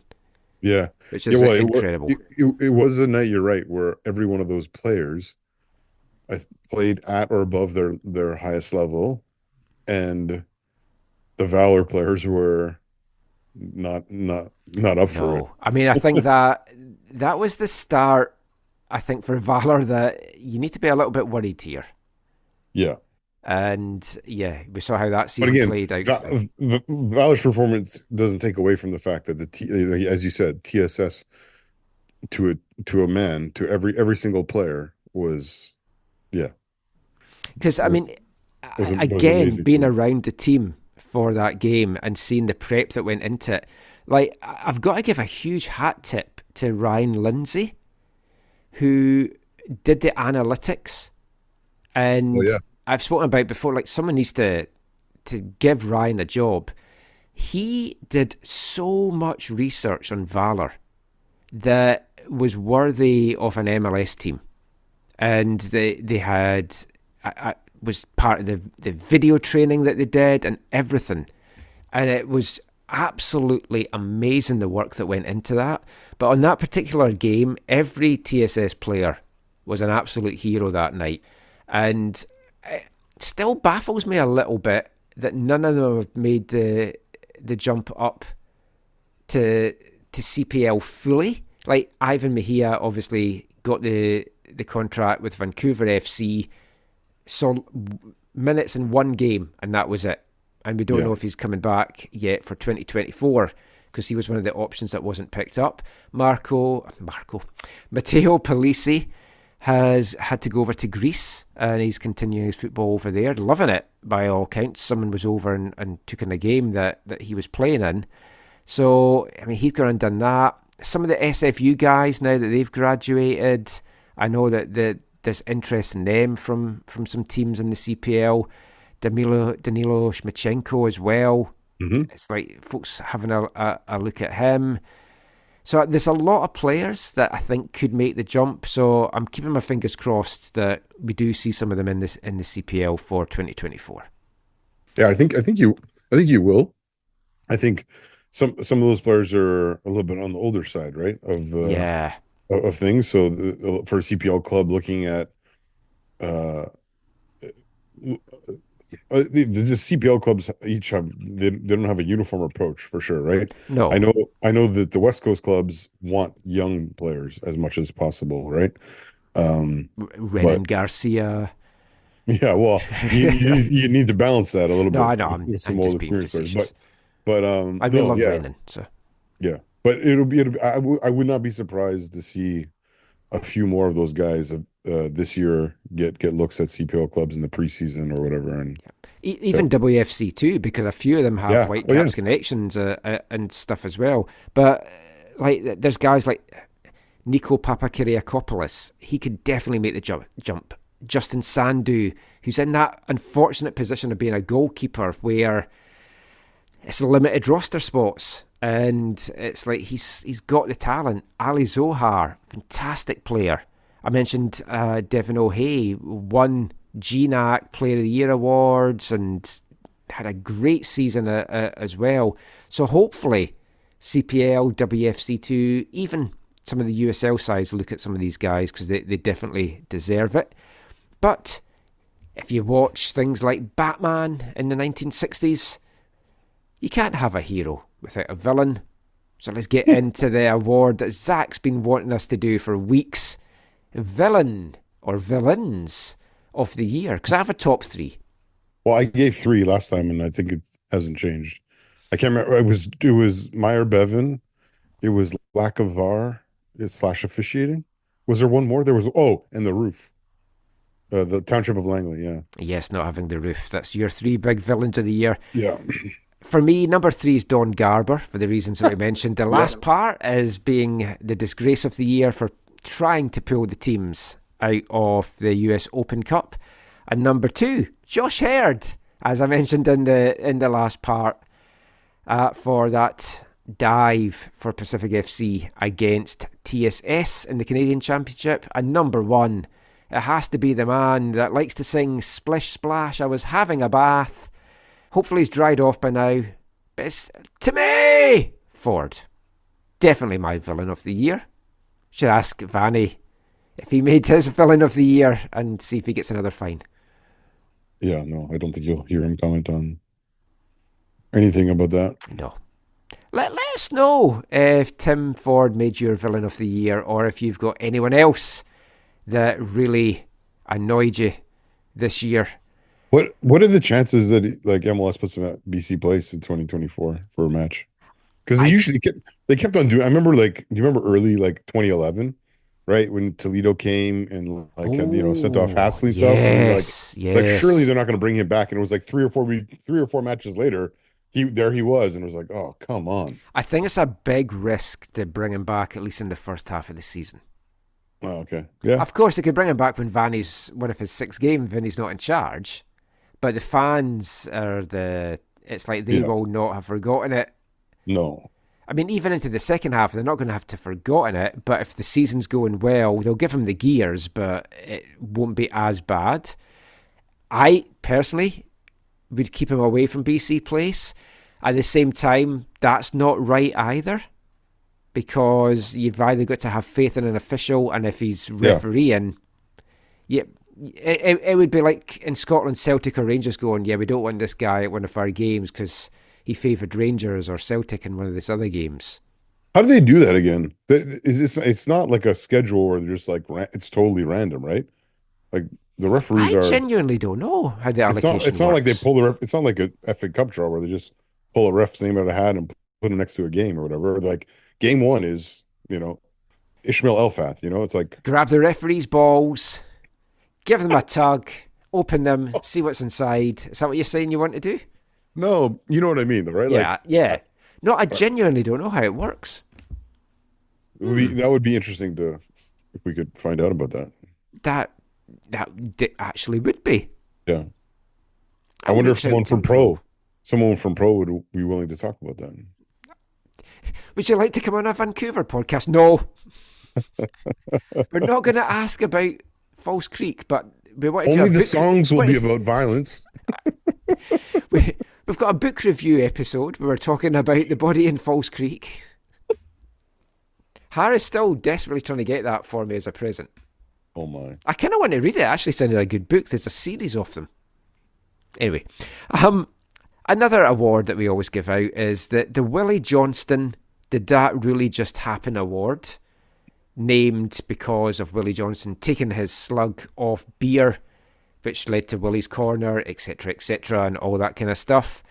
And for me, when I look back at the year and I think, did that happen? It's basically that whole 1 to 2 minute of chaos at the end of the LAFC playoff game.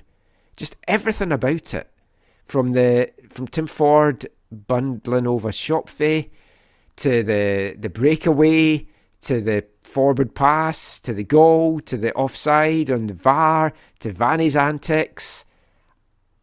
It was just insanity when you watch it back. I don't disagree with you. I think that's a perfect shout. I'm actually going to give this to the TSS Valor game. Well, yeah, that would be my runner-up, because it's when it went to 2-0, we were all sitting there in the press box going, is this really happening? Yeah, because I was at work, and so work ended. Was the 7:30 kickoff? Yeah, it was a late one because there was a double header that night for one so soccer. 7:30 kickoff. So I think when everyone had left, I think it was I was just inside the first half. I think I was at least I started watching at least the halftime. I saw the goals and the whatever, the highlights at halftime, and I was just like, "Is this really happening?" And then I watched the whole second half at work before I went home, and I was just like, as I kept on watching, I was just like, is like, yeah, I was like, as you said before, the way Valor or the way TSS was totally up for it, and the way Valor was not up for it was just like, is this really happening? Like, this is crazy. I mean, it genuinely was a game that if you were a neutral and you'd switched that on, you would have had no idea No, yeah, who was the lower league team in that. yeah, not a clue, not a chance. I mean, it was a game plan that was like drawn up to perfection, including some other elements that I won't spill the beans on, but there was some good shithousery that was planned for that match that also went according to plan, and a little bit that didn't. But yeah, that's a very good shout as well. If you've any other nominees, let us know. What we always have done in these awards before is I've always asked the question, what would you like to see MLS change for the following year? Because it was always MLS and Whitecaps themed awards, but because we kind of have expanded to cover a lot more in the last few years with CPL and League One BC and the national team and everything, I thought I would open this up to having a fun little chat, and really would welcome all the listeners' thoughts on this as well, for various changes at various levels that you might like to see. So we'll kick things off, Zach, with what change or changes would you like to see happen in Major League Soccer in 2024? Now, it might be too late for any of them to happen, but what would you like to see those changes be? Well, you and I have discussed this a bit, so I don't really disagree with you. I think the fact that MLS does not have goal line technology, with all the money that is at their fingertips, I think is that could be embarrassment of the year if you want, or like it is embarrassing. Yeah, there was a couple controversial moments that the VAR couldn't rule on because there was no clear camera to show did the ball cross the line. Yeah, so whatever that costs, that should be done. Like that should be. We've talked about it on the show. I got to go at the Women's World Cup to them showing you how it worked, and we all got to put a watch on. Yeah, and you saw the ball, you felt it, and if MLS wants to be one of these top teams, top leagues in the world that Don Garber's always talking about, I mean, I feel they do VAR very well when you see how it is compared to some of the rest of the world. It's not better than the Bundesliga or Champions League or World Cup. But it's also not better. Oh, sorry, it's a lot better than how they have it in Scotland just now, which has still got loads of issues today. For example, Celtic Rangers game today, there's some controversy about the first Celtic goal from a corner, because depending on what angle you look at, it looked like the ball curved out and then back in at the corner kick. But it was never apparently looked at on VAR, and depending on whether you're having your blue shaded glasses or your green shaded glasses as to whether you think the ball was out or not. So what was the final score in that? At Celtic 1-2-1. So big win. I saw a picture of Rangers fans who showed up at a Celtic establishment yesterday to meet them, and the Celtic guys didn't show up apparently. To meet them as in for a fight? Oh, probably just to pass on seasonal well wishes, I'm sure. A game of chess. Yeah. Crokinole, something like that. Fantastic game. Used to have a big darts, board. Maybe some darts. Oh, yeah, I'm sure there would have been some darts thrown. But yeah, I mean, I had two changes I'd like to see in MLS. One is definitely goal line technology, and as you say, whatever it costs. I wanted to ask Don Garber that in the State of the League thing, but there was mostly questions from the room and the big journalists that were online. So at some point, if we get a chance, like Garber comes up here every couple of years and we get to have a chat with him, that's definitely a question I want to ask him. But the other thing, which is definitely not changing, I want them to go back to the single knockout playoffs. Are they confirmed it's not changing? No, Not yet, right? no. Okay, But it's they not did because say of how Apple. much they loved the playoff format, Right, so I can't right. see it changing. I But totally agree with you. They've done single, double, and now triple or whatever, triple three if you're games. complaining that there's too many games, Yes. one way to remedy that is you do not have some teams playing best of three. It's a Yes. straight knockout. I agree with you. Single elimination knockout for the playoffs is the best way to go. I understand they want as many teams as possible to have a home playoff game. It helps build the fan base and the excitement up. And if Vancouver hadn't had a home playoff game for another year, it would have been disappointing. And you kind of don't feel you're in the playoffs in a way if you're not getting to watch your team. That I get. Yeah. I also get Apple want more bang for their buck, probably in the hope that Messi was going to be in those playoffs and make a big run as well. But you can't, on the one hand, complain there's too many games, and then you add more to the schedule by A, the Leagues Cup, and then B, exactly, the Leagues Cup, these knockout games. But yeah, I Vancouver in a home and away format, they still would have got their home game. But I also think had Vancouver it had been single elimination, I think you would have seen the number of traveling fans go up. Like I know some people went down to the game. You know, some people went down. To the game.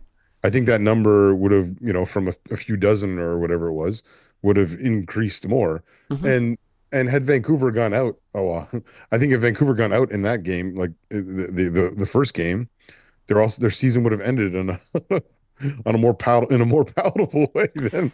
Yeah, that's true.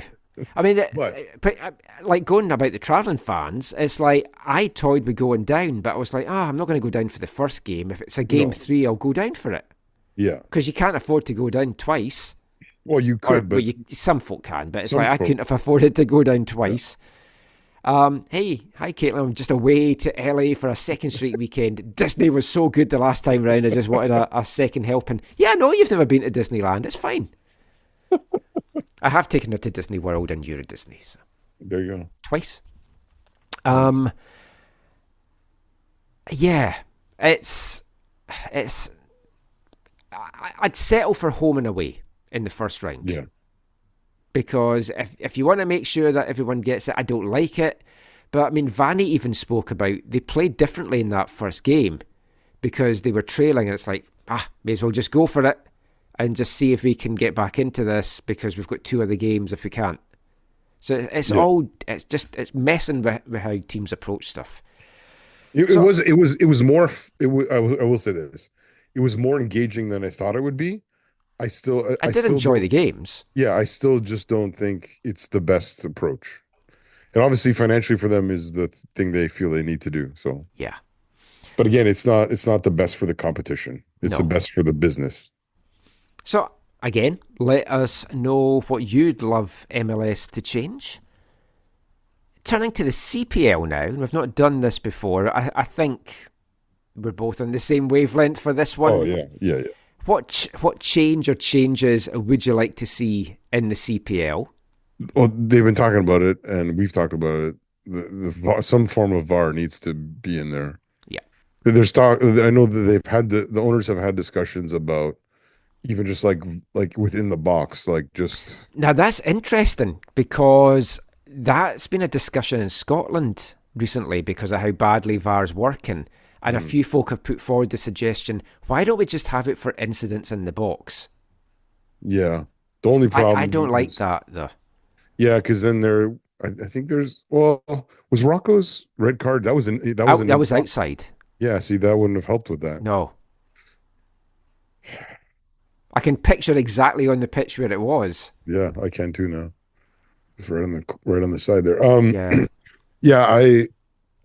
Anyways, that needs to be improved in some way, shape, or form.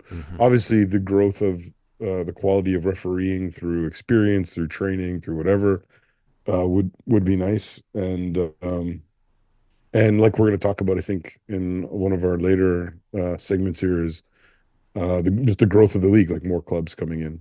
Yeah, which it's looking hopeful that is going to be the case. I mean, the whole refereeing thing is crucial because these are the refs that you then are expecting to make the jump to MLS, to FIFA refs. Some of them have already like gone between the two and stuff. It's all across the board. Now, some of you might have read our article on AFTN. It's an editorial from Darnell Smith, a local referee, because referees in the Vancouver Metro Soccer League just now are looking for more money for the games that they do, and for all the criticism we give. Wait, they get paid? Yeah, well, they need it to their guide dogs do not come cheap. It's like you've got to feed those guys. But also, it's like those glasses. It's like the eye tests and everything expensive in BC. But referees, for all we criticise them, there's no game without them. And they don't have an easy job because everyone has an opinion. And I mentioned that podcast that the retired Scottish referees do. On the podcast that they were on, that I was listening to, one of them was saying, what amazes him is you can have an incident and two different sets of fans will completely see that incident differently. So how can you expect every referee to see the incident the same way? You're always going to upset somebody in that regard. And I think it's just really, really tough job that they've got. And it comes in training, it comes in development, it comes in investment, and it ties into everything we've talked about this year. Canada Soccer needs money to invest in all these things, whereas you've got players at the top end of the game wanting more money as well, and will that take away from the other stuff and growing it? But CPL, it needs better refereeing. And if they're not going to go down the VAR route, they need to put investment into getting better training for these referees. But that in itself is not going to happen overnight. So something like VAR or VAR Lite will make their job easier, and it'll help them improve. That's what it's there for, in theory, if it works good. Yeah, you're right. You're right. Moving on to Canadian football in general, is there a particular change or changes that you'd love to see just in the overall Canadian game? Was this earlier where you talked about, peace on earth and everyone working together? Yeah. For the good of the game? I mean, that's the dream. I have a dream, and that is my dream. Yeah. Yeah. I think we need to. So it's official, right? There's a what's her name? We didn't talk about this last episode. No. Right? I can't remember her name now. There's a new general secretary. Yeah, general secretary of Canada Soccer. I will get her name up. Allison? I cannot remember her name for the life of me right now either. Let us get this up just now. See how organised we are in this show. She takes over from interim Jason DeVos. Yes, Alison Walker. Walker. That's what I thought, Walker. Has a little bit of soccer background. Yeah. But is MLSE really soccer? Yeah. Do bears shit in the wood? It's like, if you don't see them, it's like, who knows? But, I mean, her experience, she's got a lot of good experience.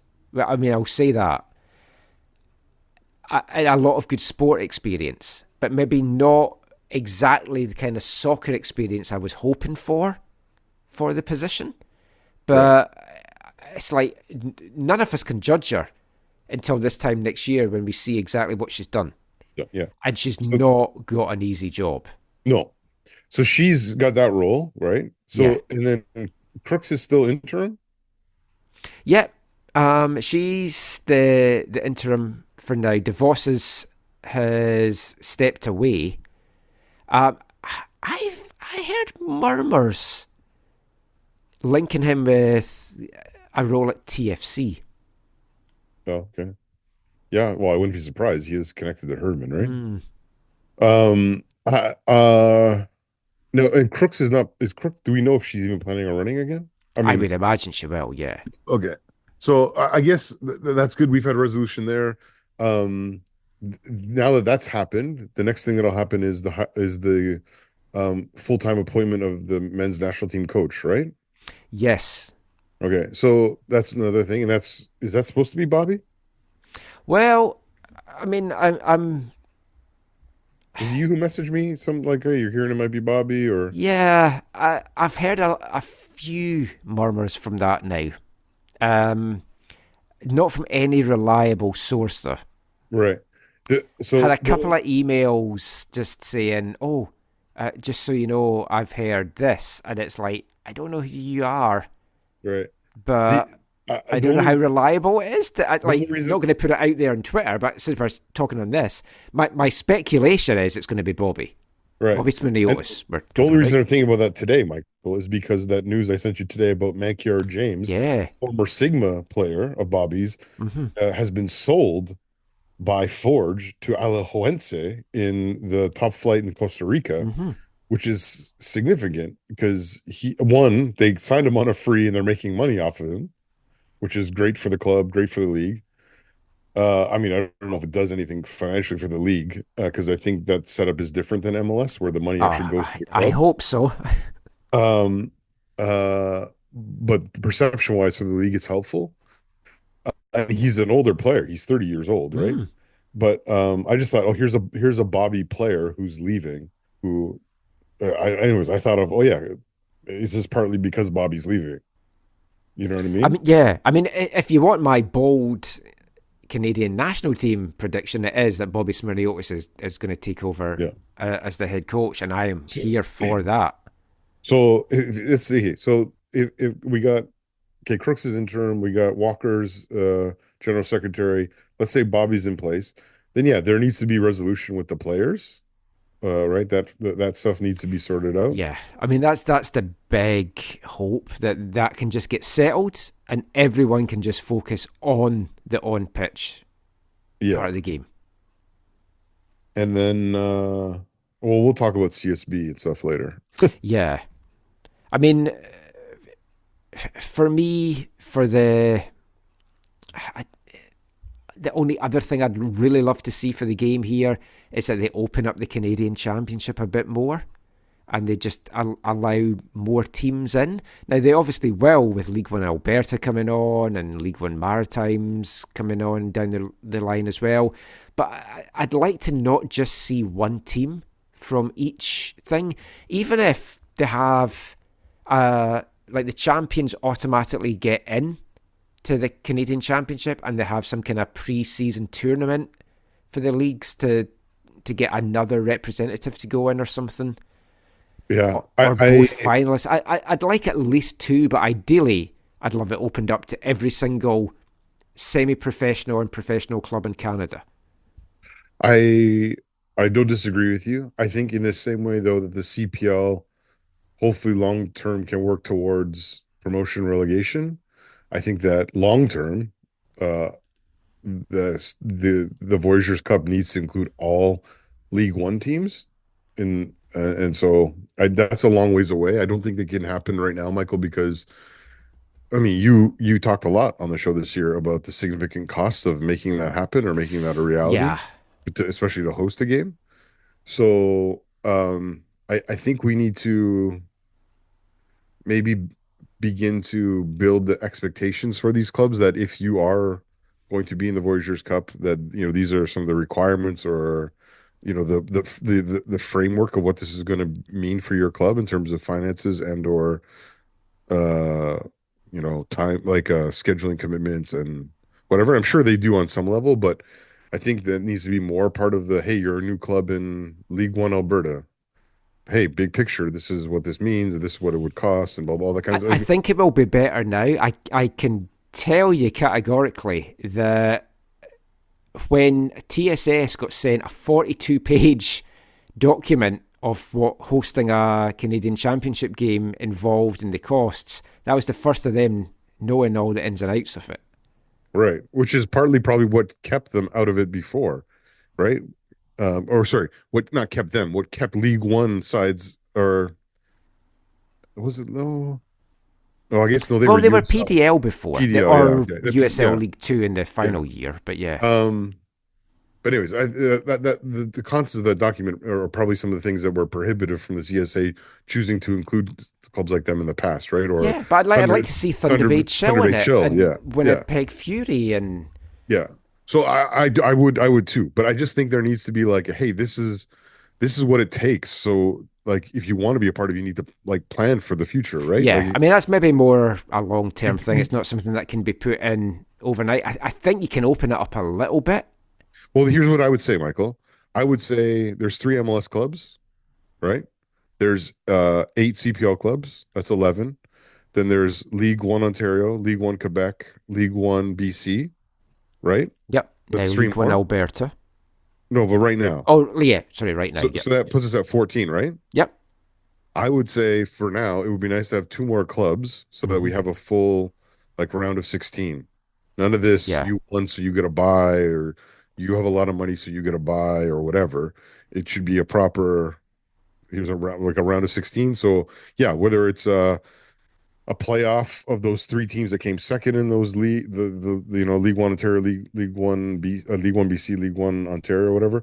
Or they had a playoff, a preseason term, whatever it was to decide that. I think that would be great. Going below that level, I I don't think we should do that either, because again, the cost. I mean, you and I talk about this. You talk about it a little bit on the show. Cost of some of these clubs to get to nationals is crazy. Oh, yeah. We have friends fundraising for their kids' teams to go to these things or whatever across the country, because the clubs have no money. No, they don't have dedicated revenue to make it possible. So each kid has to pay thousands of dollars. Yeah. When I did the under-17 nationals in 2022, and I was doing all my research for the commentary, that was the first of me really knowing like they didn't get financial help from Canada Soccer to go and play at the national tournament, and they had to do all this fundraising. Which is that what it's like in other countries? I don't know.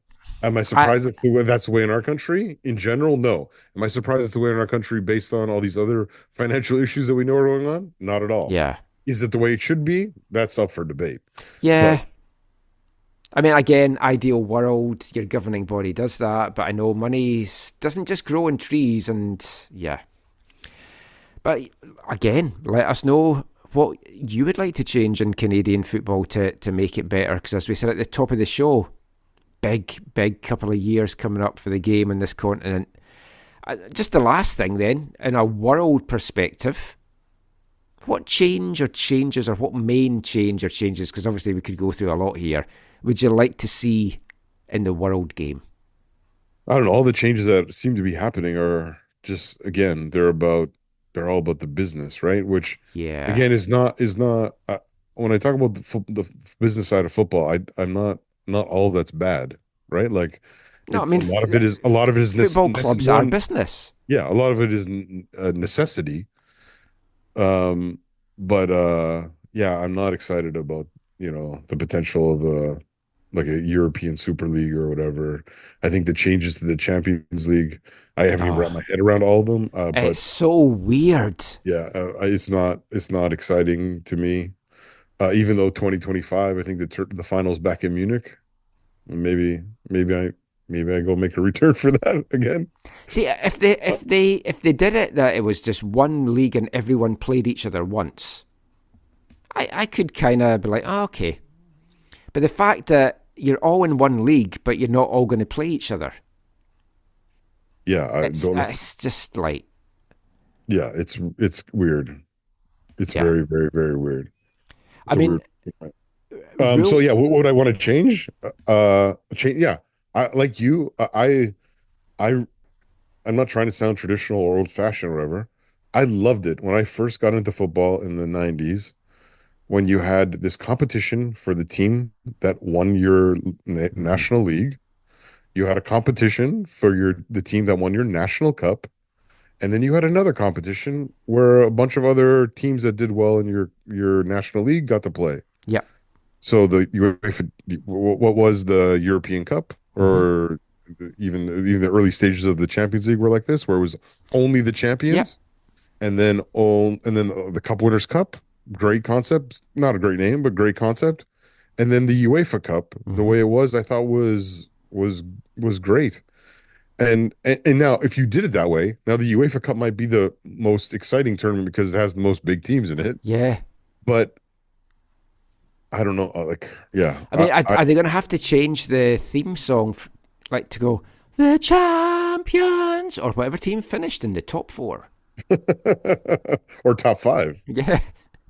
Or won the fair play and got an extra place. Oh, do you remember the Intertoto Cup where there was no trophy? Yes. Of course, you're Scottish. The team's playing for that. Yeah, most of our teams were in the Total Cup.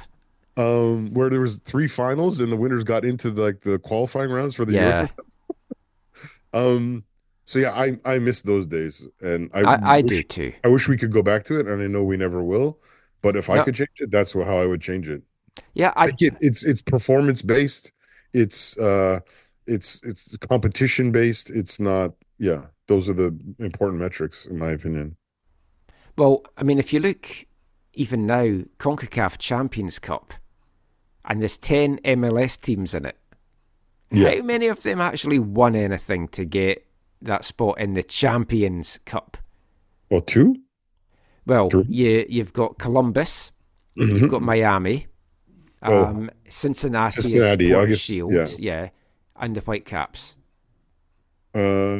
And Houston, because Houston won I was going to say U.S. Open Cup. So 5 of the 10 teams are actual champions. Yeah, and the other half are there for fun. Yeah. No, I like that. That is a good one, like having just champions and that. My other one that I had is from a rule perspective, because this is pissing me off so much. If goalkeepers aren't allowed to move about in the line now from the new rules and everything like that, you have to stop stutter steps at free kicks. It's not just the stutter step, it's also that jump thing. Oh, yeah, the little hop. Yeah, because Luva, I don't know if he was the first, because I know, what's his name? The Italian guy does it. He scored the winning, or he scored winning. Maybe got stopped at the Euro. Jorginho, the Brazilian Italian guy. Yeah, Lewandowski used to do this all the time. He would do the stutter step, and then he'd do the hop, and then he'd watch which way the goalie went, and then he would just tap it to the other side. And as much as I loved it because it got us lots of goals, yeah, I hate the. I mean, I hate it so much. There was. I've watched so much football, I can't remember exactly, but I think it was in the and the language of the rules, you have to carry your forward motion or whatever. I've seen at least one time where the forward motion is stopped, and the VAR does nothing, and I'm just like, this is ridiculous. There was one of the. Oh, actually, it might have been Mexico-Panama. In the Nations League shootout. And I really felt for the Panama keeper because the kick had to get retaken 3 times because the first 2 times he slightly came off his line because the guy stopped and did the little hop before it. So you've got to stop it, because if they're going to get penalised for that, it's like, what are they meant to do? It's just so stupid. And I know it changed years ago that you had to at least continue your run-up. I would argue that some of the ones that we see are not a continuation. Yeah, that's what I mean. There's it's going to be interesting to see if any keeper does anything, because the keepers, with the new rules for the keepers, they've lost this forward momentum, right? They can't push off and go out. I want to see if there's going to be a keeper who maybe starts even further back in and chooses kind of to run. And they still have to they have to have their foot on the line at all times, I think. Oh, so one or both? Just one. 1 foot on the line. Okay, yeah. So I guess you could be far back, but you still would have that 1 foot on the line. Yeah, but that's not going to give you the momentum I was thinking of, where you could really jump.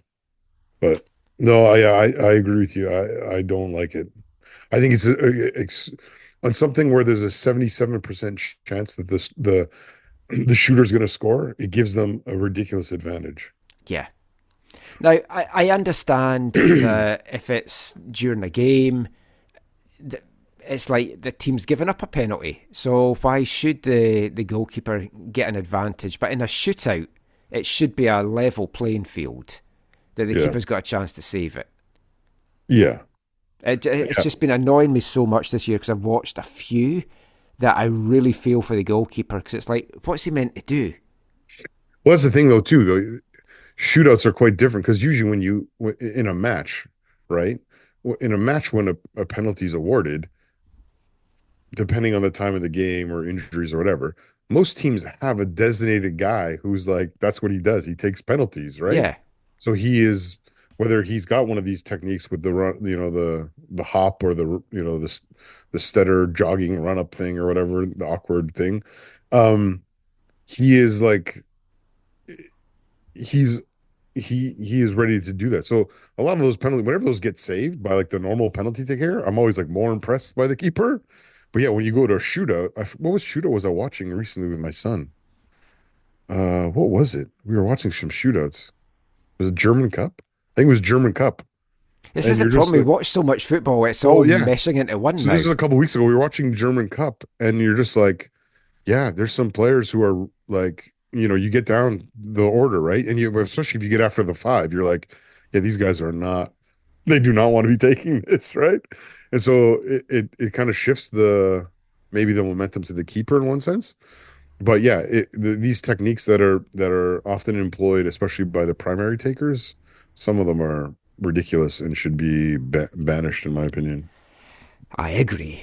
Anyway, that is it for our awards, our changes that we'd like to make. We've got one more part of the AFTN Two Grumpy Men talk about traditional football values. And we'll be back chatting some CPL, some making predictions for the CPL, and finding out next what song has made it to number 1 in our 2023 Festive 15. We'll be back with all of that after this. Hi, I'm Martin Nash, and you're listening to the AFTN Soccer Show.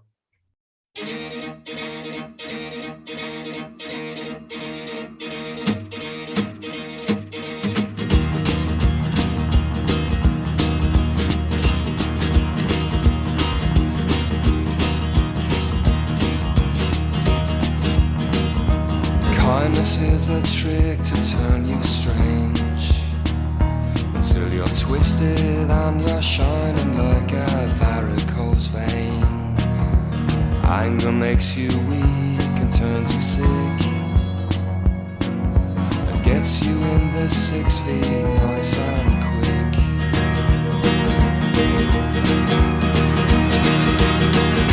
No fair, they can talk to me, I can live alone, I can live alone, happy where I like to be, I can live alone, alone, alone, alone. I fought for the right to be, I can live alone, I can live alone.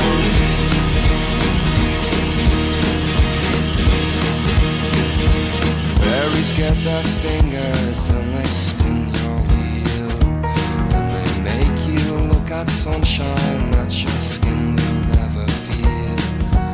Baby, do you miss the days before hope knocked on your door, but you went and fell in love, and into you love fell, and it made you feel unwell. Oh well.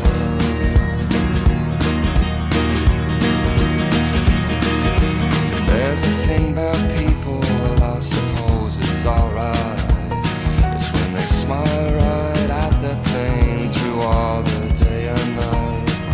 The fool dies at the altar in a smile, says I'm moving to America, you won't see me for a while. If I get the ferry over, will the fairies follow me? Will they throw me to the sea? We'll see.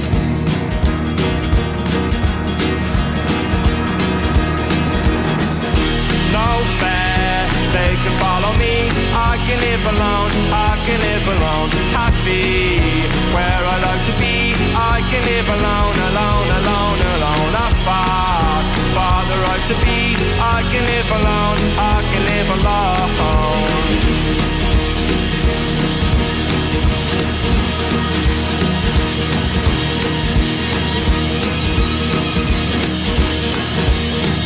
When the devil takes your soul, he does not care if you're shot down like a dog or expired on the stairs. The boat is drifting in, the weight is cast. How can Life goes so slowly and death comes so fast. Across the river Styx I row along, but I've got one more song, more song, more song, more song.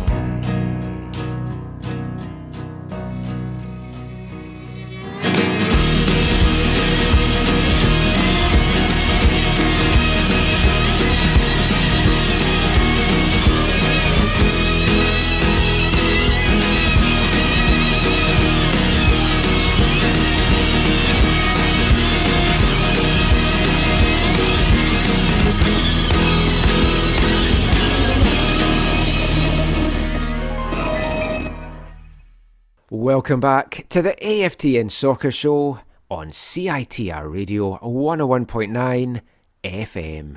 It's the final part of our final show of 2023. I know it might be 2024 when you're listening to this, but it's still our final show of 2023, our New Year's special. And to round off our Festive 15 and kicking off this part, it's number one. My favourite song for 2023, and I didn't want to do this. I didn't want to have Gray and Chatton having number one and number two. I just could not pick between the two songs, and in the end, I went for the first song that I heard from his solo album, Case for the Fly. That was Fairley's. Absolutely fantastic song. It's a fantastic album. Highly recommend you check it out.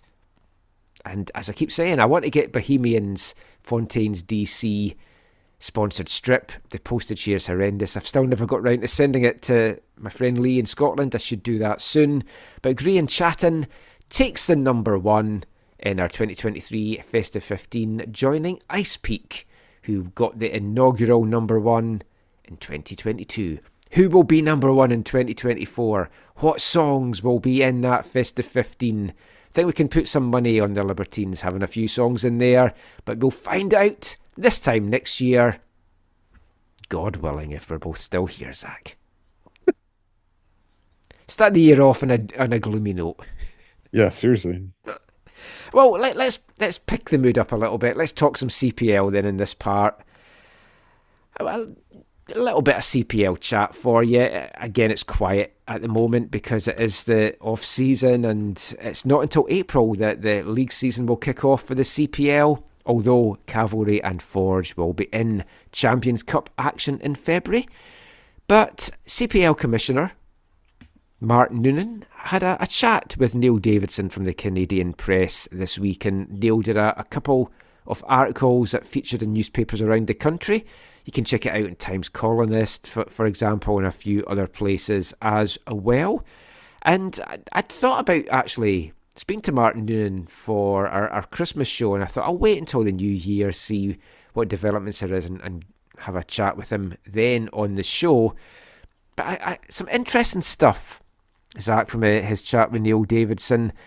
He talked about growing the league.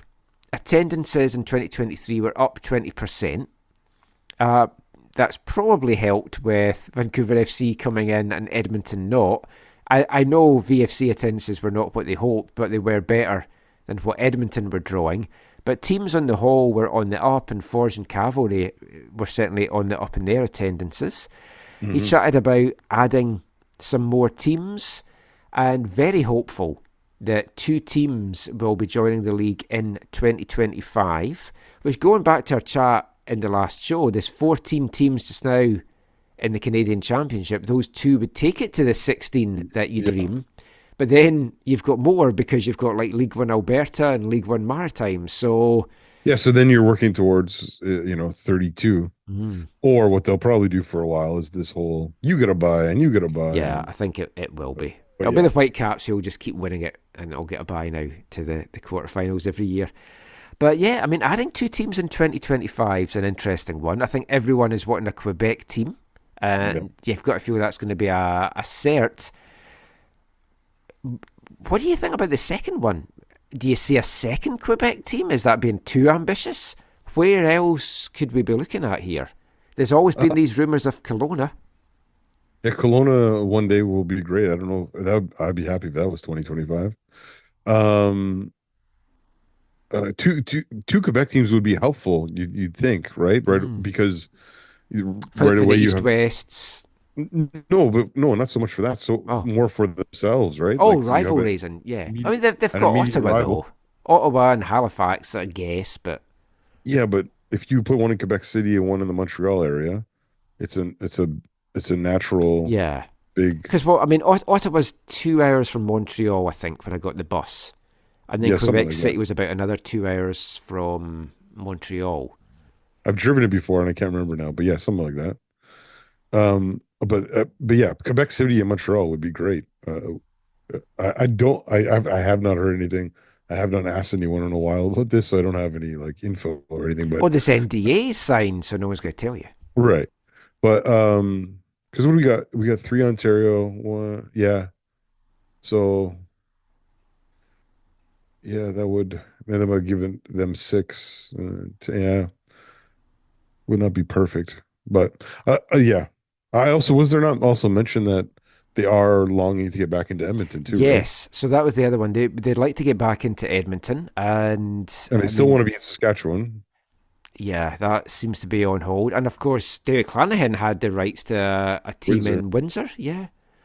But I mean, there's lots of like Kitchener has been pushing for a team for a while, and KW United going way back to like PDL days as well, Yeah. were such a great club. Could you see? I mean, there's some good teams in League One Ontario. There's some good teams in League One Quebec, and a number of them have got like youth academies and stuff. CS Saint Laurent, who were one of the teams that were at Nationals when I commentated on that. They've got an impressive setup there as a potential Quebec side. It's exciting just to have this talk, and the fact that there could be two teams coming in 2025, especially considering we're looking at a women's league in 2025 as well. I mean, we spoke about how exciting 2024 is going to be. 2025 could be shaping up to be quite tasty as well. I hope it comes off. I think the league does need to expand from 8. Oh, for sure. Yeah. I'd like sooner rather than later. I mean, obviously it needs to expand from 8, but what I'm meaning is like sooner rather Yeah. than later. Yeah. So I think the 2025 teams need to be confirmed like the absolute latest by like June, July. Or Yes. Yeah. June at the These latest. teams have to have a good better run-up. time to get prepared. Yeah. Either earlier than that would be even better. But yeah. There's a lot of interesting questions as well. It's like, will it be Canadian ownership? Will it be more foreign ownership? Yes. Those are valid questions, right? Who has the money that they're willing to invest in football in Canada? And we've seen it's taken Spaniards and Mexicans and other people to join a small group of Canadians to make this happen. And Because right now you're battling for this Canadian money and Canadian sponsorship revenue with Project A and the CPL, and there's only a certain amount of money to go around. Yeah, so it might take foreign investment. That's right. Does the foreign investment help then, right? So, yeah. The other thing was there was another Toronto team mentioned in there, wasn't there? In the article? No, was there? Yeah, which I must have missed that. I must have glossed over or just immediately put that. If you're these Mexican guys who bought into York, you must not be excited about reading that, or no, you must know that going in or whatever. But I mean, like, I'm not a huge fan of foreign ownerships, just in general. But I think I can make an exception right now for the CPL if it's done properly. And like this Mexican group seemed great. Their ideas, what they've said off the bat, what they want to do for the game here, it all seems really good. Those are the kind of foreign owners you gladly welcome. In 5 to 10 years, I hope we're not singing a different song. But yeah, in general, I agree with you. What I don't want is just like really cheap feeder leagues. And I don't like the Man City model. I don't like the Red Bull model. I get why they want to do it. It increases their brand worldwide. And if I was a Man City fan, I would support NYCFC. I'd support Melbourne City. I'd support my teams. Yeah. So it's like I get all that. I don't like the Atletico Ottawa either. No. Again, I'm thankful that it helped the league in a moment that they needed it or whatever. There are different ways to do the multi-club ownership that that are different than that. I do know that there was, I think, one opportunity that looked at that, but I don't see that in necessarily what they're talking about now. And I think you're more likely to see one of those teams kind of come in as opposed to something that could be different. But yeah. Here's I think we've touched on this before, but just a genuine question for you. Say Bayern bought a Canadian CPL team. Say they were one of these two teams that came in, and say they were in Quebec. Yeah. Would you, I mean, obviously Vancouver FC is your number one team, but would you then kind of have them as your second team? Would you be invested in them as a Bayern fan? Like, I'd be invested in them some level, yeah, if they were Bayern. But here's the thing: if Bayern did that, would it be? I don't think Bayern, because Bayern Munich it's Bavarian Munich, right? They're not going to call another team Bayern Quebec City.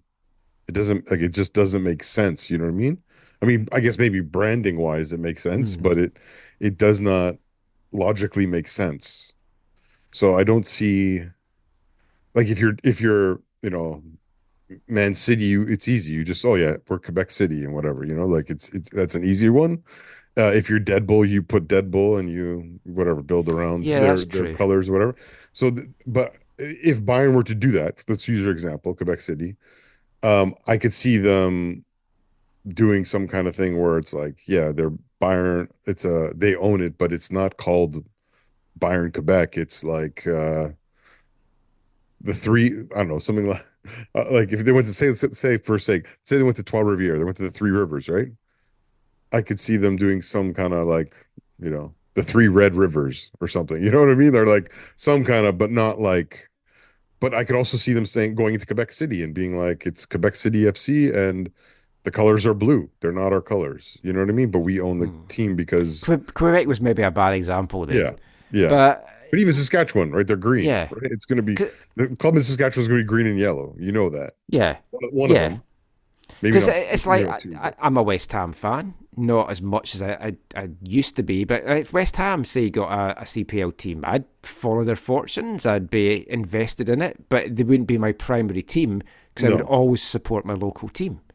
Now the problem for me would arise if Bayern wanted to put a team in Kelowna. I was going to initially say Kelowna, and I thought, no, I'll go the other side. But yeah, if it was Kelowna, that would be an interesting one for you. Yeah, I mean, you could technically make those home games. Yes, lots of driving. Flights. I've flown from Kelowna. I flew from Kelowna to watch Canada U20 play Scotland U20 in 2007. Oh, you remember that game? I know I wasn't here. I had tickets for it, but I wasn't here. Swangard got rained out, like the pitch got waterlogged, and they played it at Percy Perry. Oh, I didn't know that. But I flew back. We had a family gathering in Kelowna, and it was around my birthday, and my birthday present from my in-laws was a flight back, so I could go see the game. That's really nice. Yeah. I mean, it's interesting, but as long as the investment's there, it's proper investment, and they know they're in it for the long term. I mean, this is great. I mean, Noonan mentioned that ideally, the long-term goal is still to have like more than one division, but shorter term than that, to kind of have like East-West. No. I do not like that at all. I don't like the East-West, but I like them having the two divisions. Well, the two divisions is the pyramid, right? Is the CPL wants to go. If they have Pro Rail in particular, that's great. But the East-West is to cut down for travel. But it ruins the competition. Well, yeah. Because the reason I want 10 teams is I feel 8 makes it stale as it is. Yeah. And it's like, then if you go East-West, unless you've got like a 20-team league. Even at 10, I don't think they will. But I could see them having a conversation about, hey, we have 9 opponents. Let's keep playing 4 games each. Let's just up our games from 28 to 36. I would think they would do that, yeah. Right, but so yeah, I don't love the, I love playing every team equal number of times. I love that. But yeah, that would be anyways. But no, actually, I that do not would be an interesting one because I don't know. I'm saying I think they would do that. They might not actually. It might be 3, and that would be 27, right? Yeah, maybe. But then again, that's awkward. That's not good. But you got to you don't want to be playing in Forge twice. No, if you're battling for a playoff spot. That's why you realistically you need to get to at least 16 teams, so you can play 30 games. I guess 15. No, 15 is awkward because then you have no one playing. You got to get 16. 14 to 16 is the sweet spot. I think 16 because you need. Right now it's 28. It's not bad. I think 30 would be fine. 18 max, in my opinion. But anyways, I do not like this saying, oh, we might have separate divisions. No, this is not what we need. I do not want this to be a split thing. This is where, and I'm sure they think about this or thought about it, but this is where you need to turn the sponsorships into something that's more than just like a dollar amount. You need to say, hey, WestJet, next as we move forward, part of our deal, so we're supposed to make $2 million from you next year. Can we have 1.5 and free flights for our teams or whatever? You know what I mean? Like you got to somehow, obviously those aren't, I'm just spitting, like throwing out numbers. I don't know what the real numbers are, but like you got to somehow, for the sake of the competition, you got to do that. I do not want them to go east-west ever. I know we talked about this at the time. I hated when MLS did this. When the Whitecaps joined MLS, and they had to play everyone home and away. I know it sucked for travel, and it was whatever, but it was a much better competition. Yeah, it was much more even. It was balanced.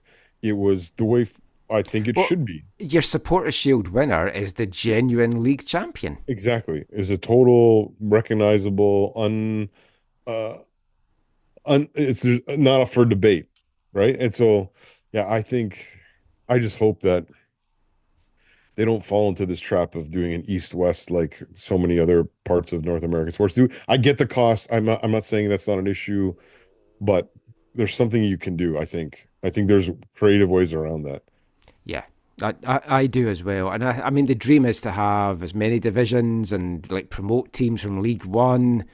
And I'm not talking about having pro rel between League One and this, but just like promote them from semi-pro to pro.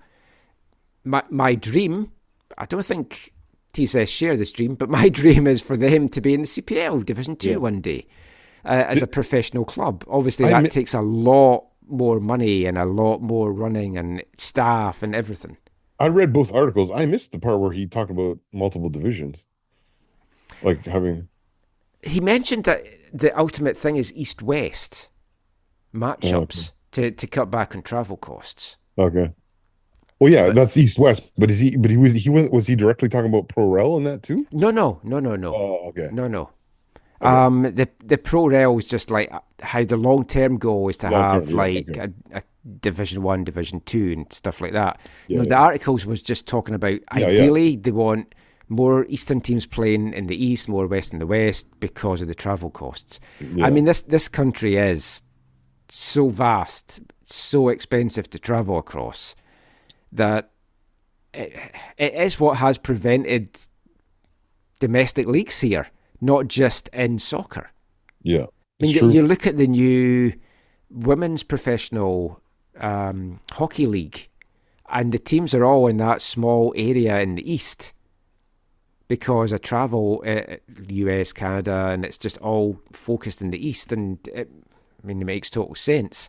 I mean, Noonan said that CPL owners are probably $125 million in the hole from developing an ecosystem for soccer in Canada that didn't exist.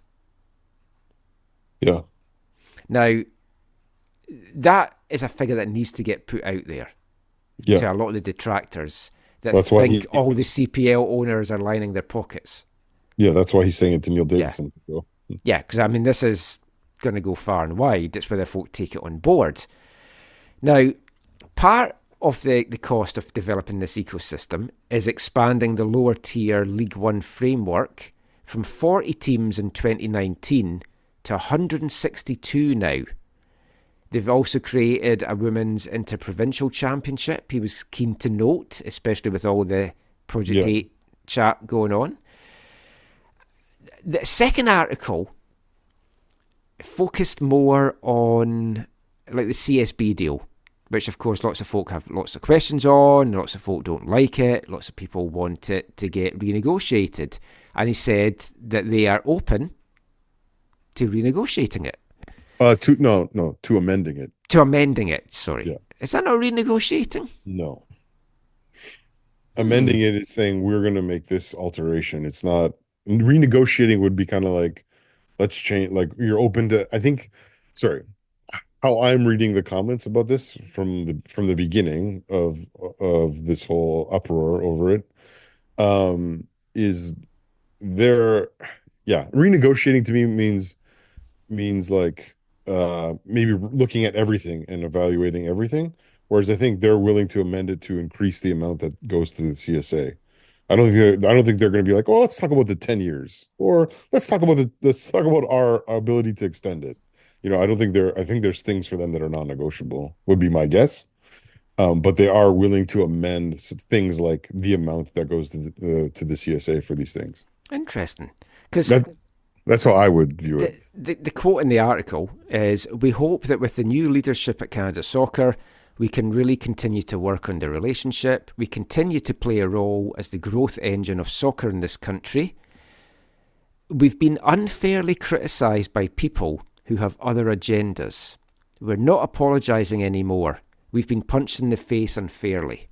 Yeah, I agree with him. I totally agree with that as well. A lot of people, well, actually not a lot, a couple of people that I've seen, and I don't know how widespread this is, felt that he was saying that he was having a go at the Canadian women's players because they've been criticising the CSB deal. I didn't take it as that at all. There's some of the people who have. I mean, the men have as well. Yeah. I took it that he was just meaning a wide variety of people, and in particular the constant having a go by the likes of Rick Westhead with his articles, who, I mean, I had a little back and forth with Megan Johnson from TSN. I don't know Megan. Har says she's a really nice person. She's very good at her job, but she's obviously going to stand up for TSN because that's who she works for. But she had taken it to mean that he was having a go at the female players. And I was like, I didn't take it at that at all. And I mentioned I don't think his comments are against them specifically. No, but I think they'll be part of it. Exactly. Yeah, but the Rick Westhead thing, and rightly so, in my opinion. Yeah, like Megan pointed out that Rick Westhead has done great investigative journalism on a number of things in the game here, and he has. But it's also very one-sided stuff, and I can't remember the exact thing that happened this year that he didn't comment on. And I was like, where's Rick Westhead now commenting on this? And I can't for the life of me remember what it was now. But my question to that is, if CSB had done a deal with TSN instead of with One Soccer, and it was the exact same deal, would those articles get published? That's a great question. My guess would be no. Might get published on something like Sportsnet, I guess, but TSN would not be running such articles about the CSB deal. No, I would think not. If CSB had then sold the rights instead of Media Pro to TSN's lack of desire to invest into football is one of the other topics that he. Yeah, and this is the thing that really stood out for me in the article. This is crazy to me. Crazy, absolutely crazy. Yeah. So Noonan said that CSB bought the rights from Media Pro for Christine Sinclair's farewell game at BC Place against Australia earlier this month. CSB then struck a deal with TSN and Canada Soccer for TSN to show the match. Now, I'm not knocking TSN's coverage The game was produced by MediaPro, but TSN's pre-game and post-game of the game, it was excellent. They did a great job, and full credit to them. So I'm not criticising TSN for their day of game activities. I thought that was excellent. But Noonan said, in a perfect world, TSN would pay a rights fee to MediaPro. They weren't willing to do that. We gave them a fully produced game at no cost. They enhanced it a little bit and they put it on their network. They have a big platform, and to send off the greatest Canadian soccer player in the right way was really important to anybody who's involved in the game. For us, it was the right thing to do, so we figured out a way to get that done. So TSN weren't prepared to deal with MediaPro. Well, why is that? I don't know. I'd love to speak to someone from TSN Is about that because but of no one will Media's speak. Pro, some of the issues they've had in other places in the world? Is it because the issues they've had over trying to strike deals to get CPL on TSN? Is it like something's gone on there. Yeah, they weren't willing to do that.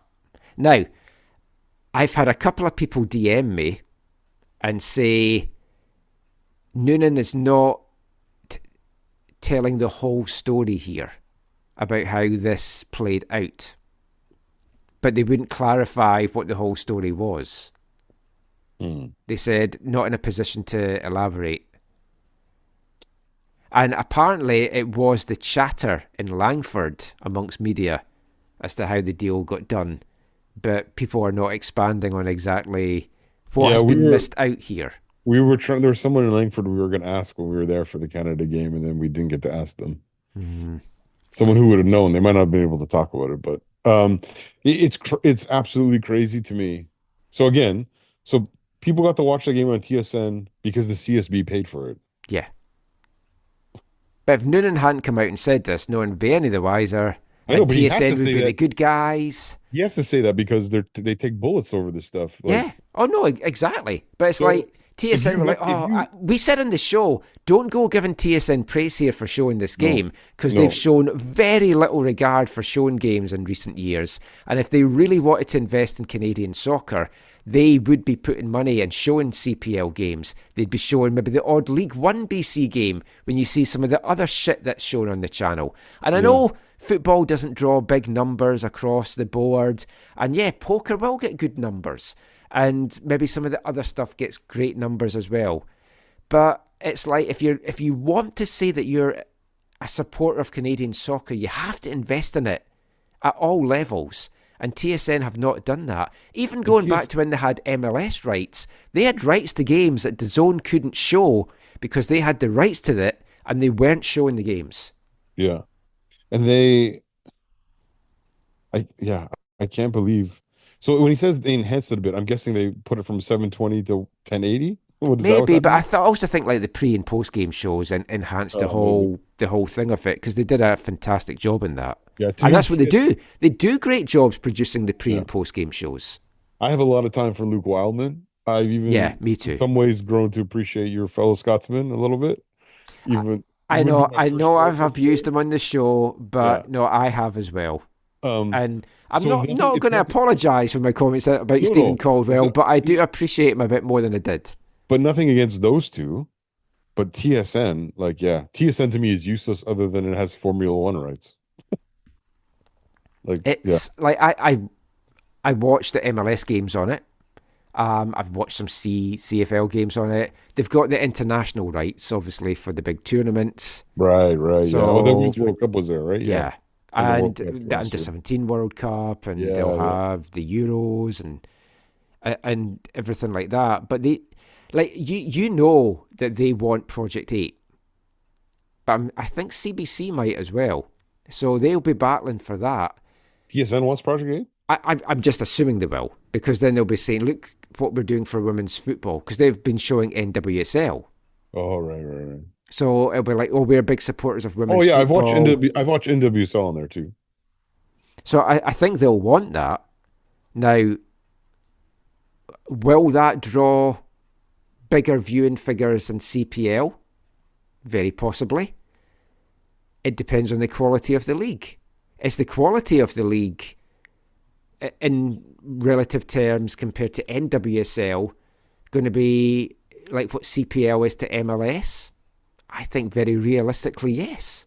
It's going to kind of be a development platform for a number of players. So that's going to be interesting what that TV deal is. But yeah, don't paint TSN as being the big light here. And there's a lot of criticism can go CSB's way. There's a lot of criticism.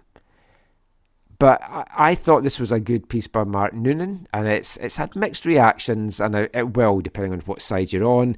And obviously, we're CPL friendly, so we kind of fall down on that side a little bit. Yeah, I'm thankful to Neil Davidson for putting these out there. I thought it was two very good articles by Neil. Mm-hmm. But that's pretty much it for our football chat. But we'll end this part with our bold predictions for the CPL. We've done it for the Whitecaps. We've talked about change in MLS, change in CPL. What's your 3 bold predictions for the CPL for 2024? I'm going to say they get some kind of VAR. Mm-hmm. I'm going to say Vancouver FC comes top 5, so makes the playoffs. That's one of mine, but I'm not going to change that one. I'm keeping that. That might be very bold. I think they can if they do a good off season. And I'm going to say this one's just for fun. This is not that bold. This is a fun one. Is that okay? Mm-hmm. I'm going to say Sean Hundal scores. Well, he scored 6 this year. I'm going to say he scores 6 or less for Valor next year. What if he scores at the Eagles' Nest end? The what? In the Valley end? Yeah, whatever you call it. Yeah, during the called the Eagles' Nest. Don't be like that, Michael. It's the big you can read, right? Sometimes the big banner that says. Depends if I've got my glasses on or not. If I've got them on, I can't. That's the weird thing right now. Hence me recording this podcast with my glasses off, and I'm getting a really sore head. Oh no. Yeah. What if he scores at your end? I'm sure he'll be booed if he scores it. What will you throw at him? Watches? I don't know. What watches? No, he's big on watches. Oh, okay. What's your third? Oh, that was your third one. Yeah, sorry. I'm going to say VFC make the playoffs as well. Nice. I won't say top 5 in case they expand it to top 6 or something. But no, I think they'll make the playoffs. I'm not bold enough to say they'll have a home playoff game, but I think they'll make the playoffs. I don't want to make them all VFC related, so I'll go for a league wide one. In that league wide, I went with VAR. Yeah, that would be the one I would have gone for as well. But I'll circle back. I'll try and think of a different league one. And my other one, which is maybe my boldest of all, I don't know. I just have this feeling that Cavalry are going to beat Orlando in the Champions Cup. I like that. I don't know. Don't know if I've been drinking Tommy's Kool-Aid or just because I want them to do it is possibly why as well. But it's... that's going to be my one for that. Let's see, league-wide. I'm going to say that maybe CBC will start showing some games again. Ooh. Again, that might be more wishful thinking. I just feel they need to raise exposure to the league. They've got to try and get it out there to have more eyes on it. And as good a job as One Soccer do, and they do a fantastic job for Canadian soccer from top to bottom, it needs more eyeballs. And CBC would seem the good partners for it. Yeah, I'll go with that. Nice. So that is it for our football chat. We will finish the show as always with this episode's Wavelength. Last episode for the Christmas special, I played Armchair Loyal's cover of All I Want for Christmas is a Dukla Prague away kit. And in that song, it talks about Subbuteo. Mm-hmm. Which, for me, Subbuteo is something that I associate with Christmas because every Christmas as a kid I got either a Subbuteo kit or like the players or the floodlights or stands. So for years I got lots of Subbuteo stuff. So I thought, keep that going. We played a song by this group a few weeks back, Sir Robert Orange Peel, a band that does instrumental songs with kind of cuts in of audio or whatever. So this is one from their 2022 album, the Argos Catalogue. This is called Subbuteo.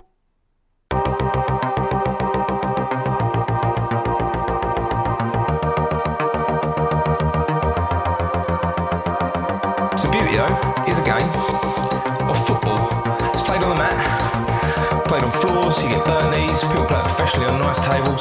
But the idea, quite simply, is to flick that little man onto that little ball into that big goal.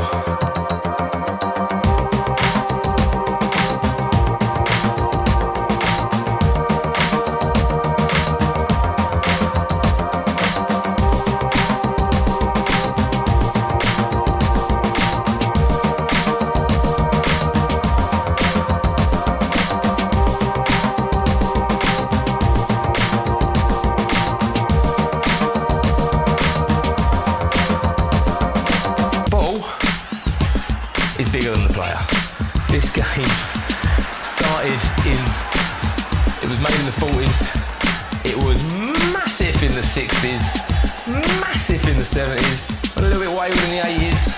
I got involved in the early 90s, that's when I discovered it. It went downhill in the 90s and it got sold.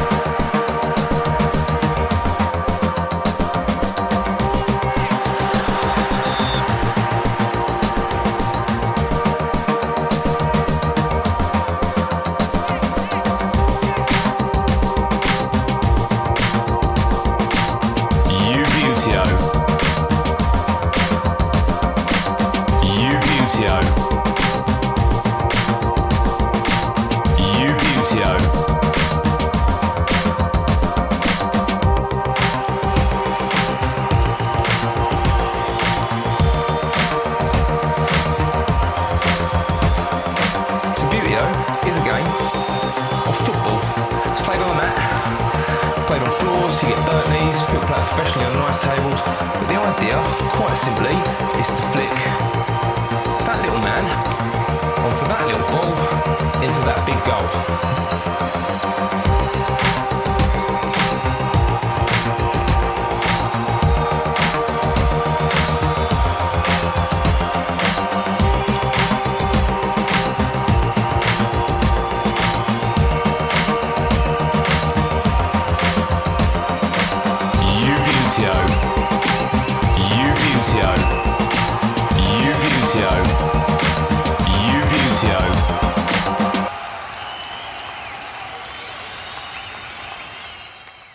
Sir Robert Orange Peel, Subbuteo, and that's a beauty of a song to end our Wavelengths for 2023. We've got a lot more to come in 2024. That is also it for our last show of 2023. It's been a good year, Zach. Thank you for being with me this year. It's been a lot of fun doing these shows. Any final thoughts for you? Any New Year resolutions or good wishes you want to share with anyone, or anything funny that's caught your eye? No. Yeah, it's been another great year, Michael. Thank you so much for having me. And yeah, thanks to everyone who listens. Yeah, deeply appreciate that. Thanks for all the feedback, whether it's in person or online or whatever, whether it's constructive criticism or yeah, appreciation. Both are appreciated. And yeah, I hope everyone has a great, safe New Year's Eve and New Year's Day, and looking forward to the rest of this off season, because there's lots of stuff that's going to be happening and lots of stuff to be talking about football in the Lower Mainland, in BC, and across our beautiful country. Very well said. I just want to give a big thank you as well to all our listeners that's been with us, whether you're new, whether you've just listened to a few this year, whether you've been with us every step of the way. We appreciate all of you. We appreciate the interaction. I love chatting with you all on Twitter. I'm on Twitter way more than I really should be, but I love it. I love interacting with everyone. Thank you for the feedback as well. I know I'm terrible at getting back to emails in a timely manner a lot of the time as well. That is my resolution, to try and change that in 2024. I want to be better when you've taken the time to get in touch with us. But I do read everything, and we do talk about a lot of it on the show. Thank you to all our subscribers to the Extra podcast as well. If you're not one, $3 a month, $30 a year. We're looking to do some maybe different things with that in 2024. We'll see how that plays out. We've got a lot of fun things planned music-wise for 2024. I'll mention that in the show next week. 2, possibly 3 regular things for each part that we're going to have throughout the year. But yeah, just keep the feedback coming. If you've loved the show, let us know in the podcast reviews and stuff. It's always very much appreciated. Subscribe to our YouTube channel as well, youtube.com/AFTN Canada. We'll be back next week with our first show of 2024. Until then, have a wonderful, happy, healthy and safe new year, and have a wonderful 2024. I hope it brings you all that you're looking for. Until next time, thanks for listening. Take care, Mon the Caps, and Allez Le Rouge.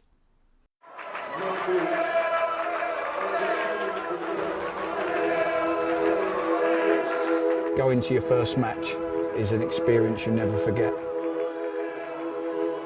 The atmosphere of what's going on around the pitch looks beautiful, and you always look and go, wow, I'd love to play here one day. If you get the bug, it's going to stay with you for life.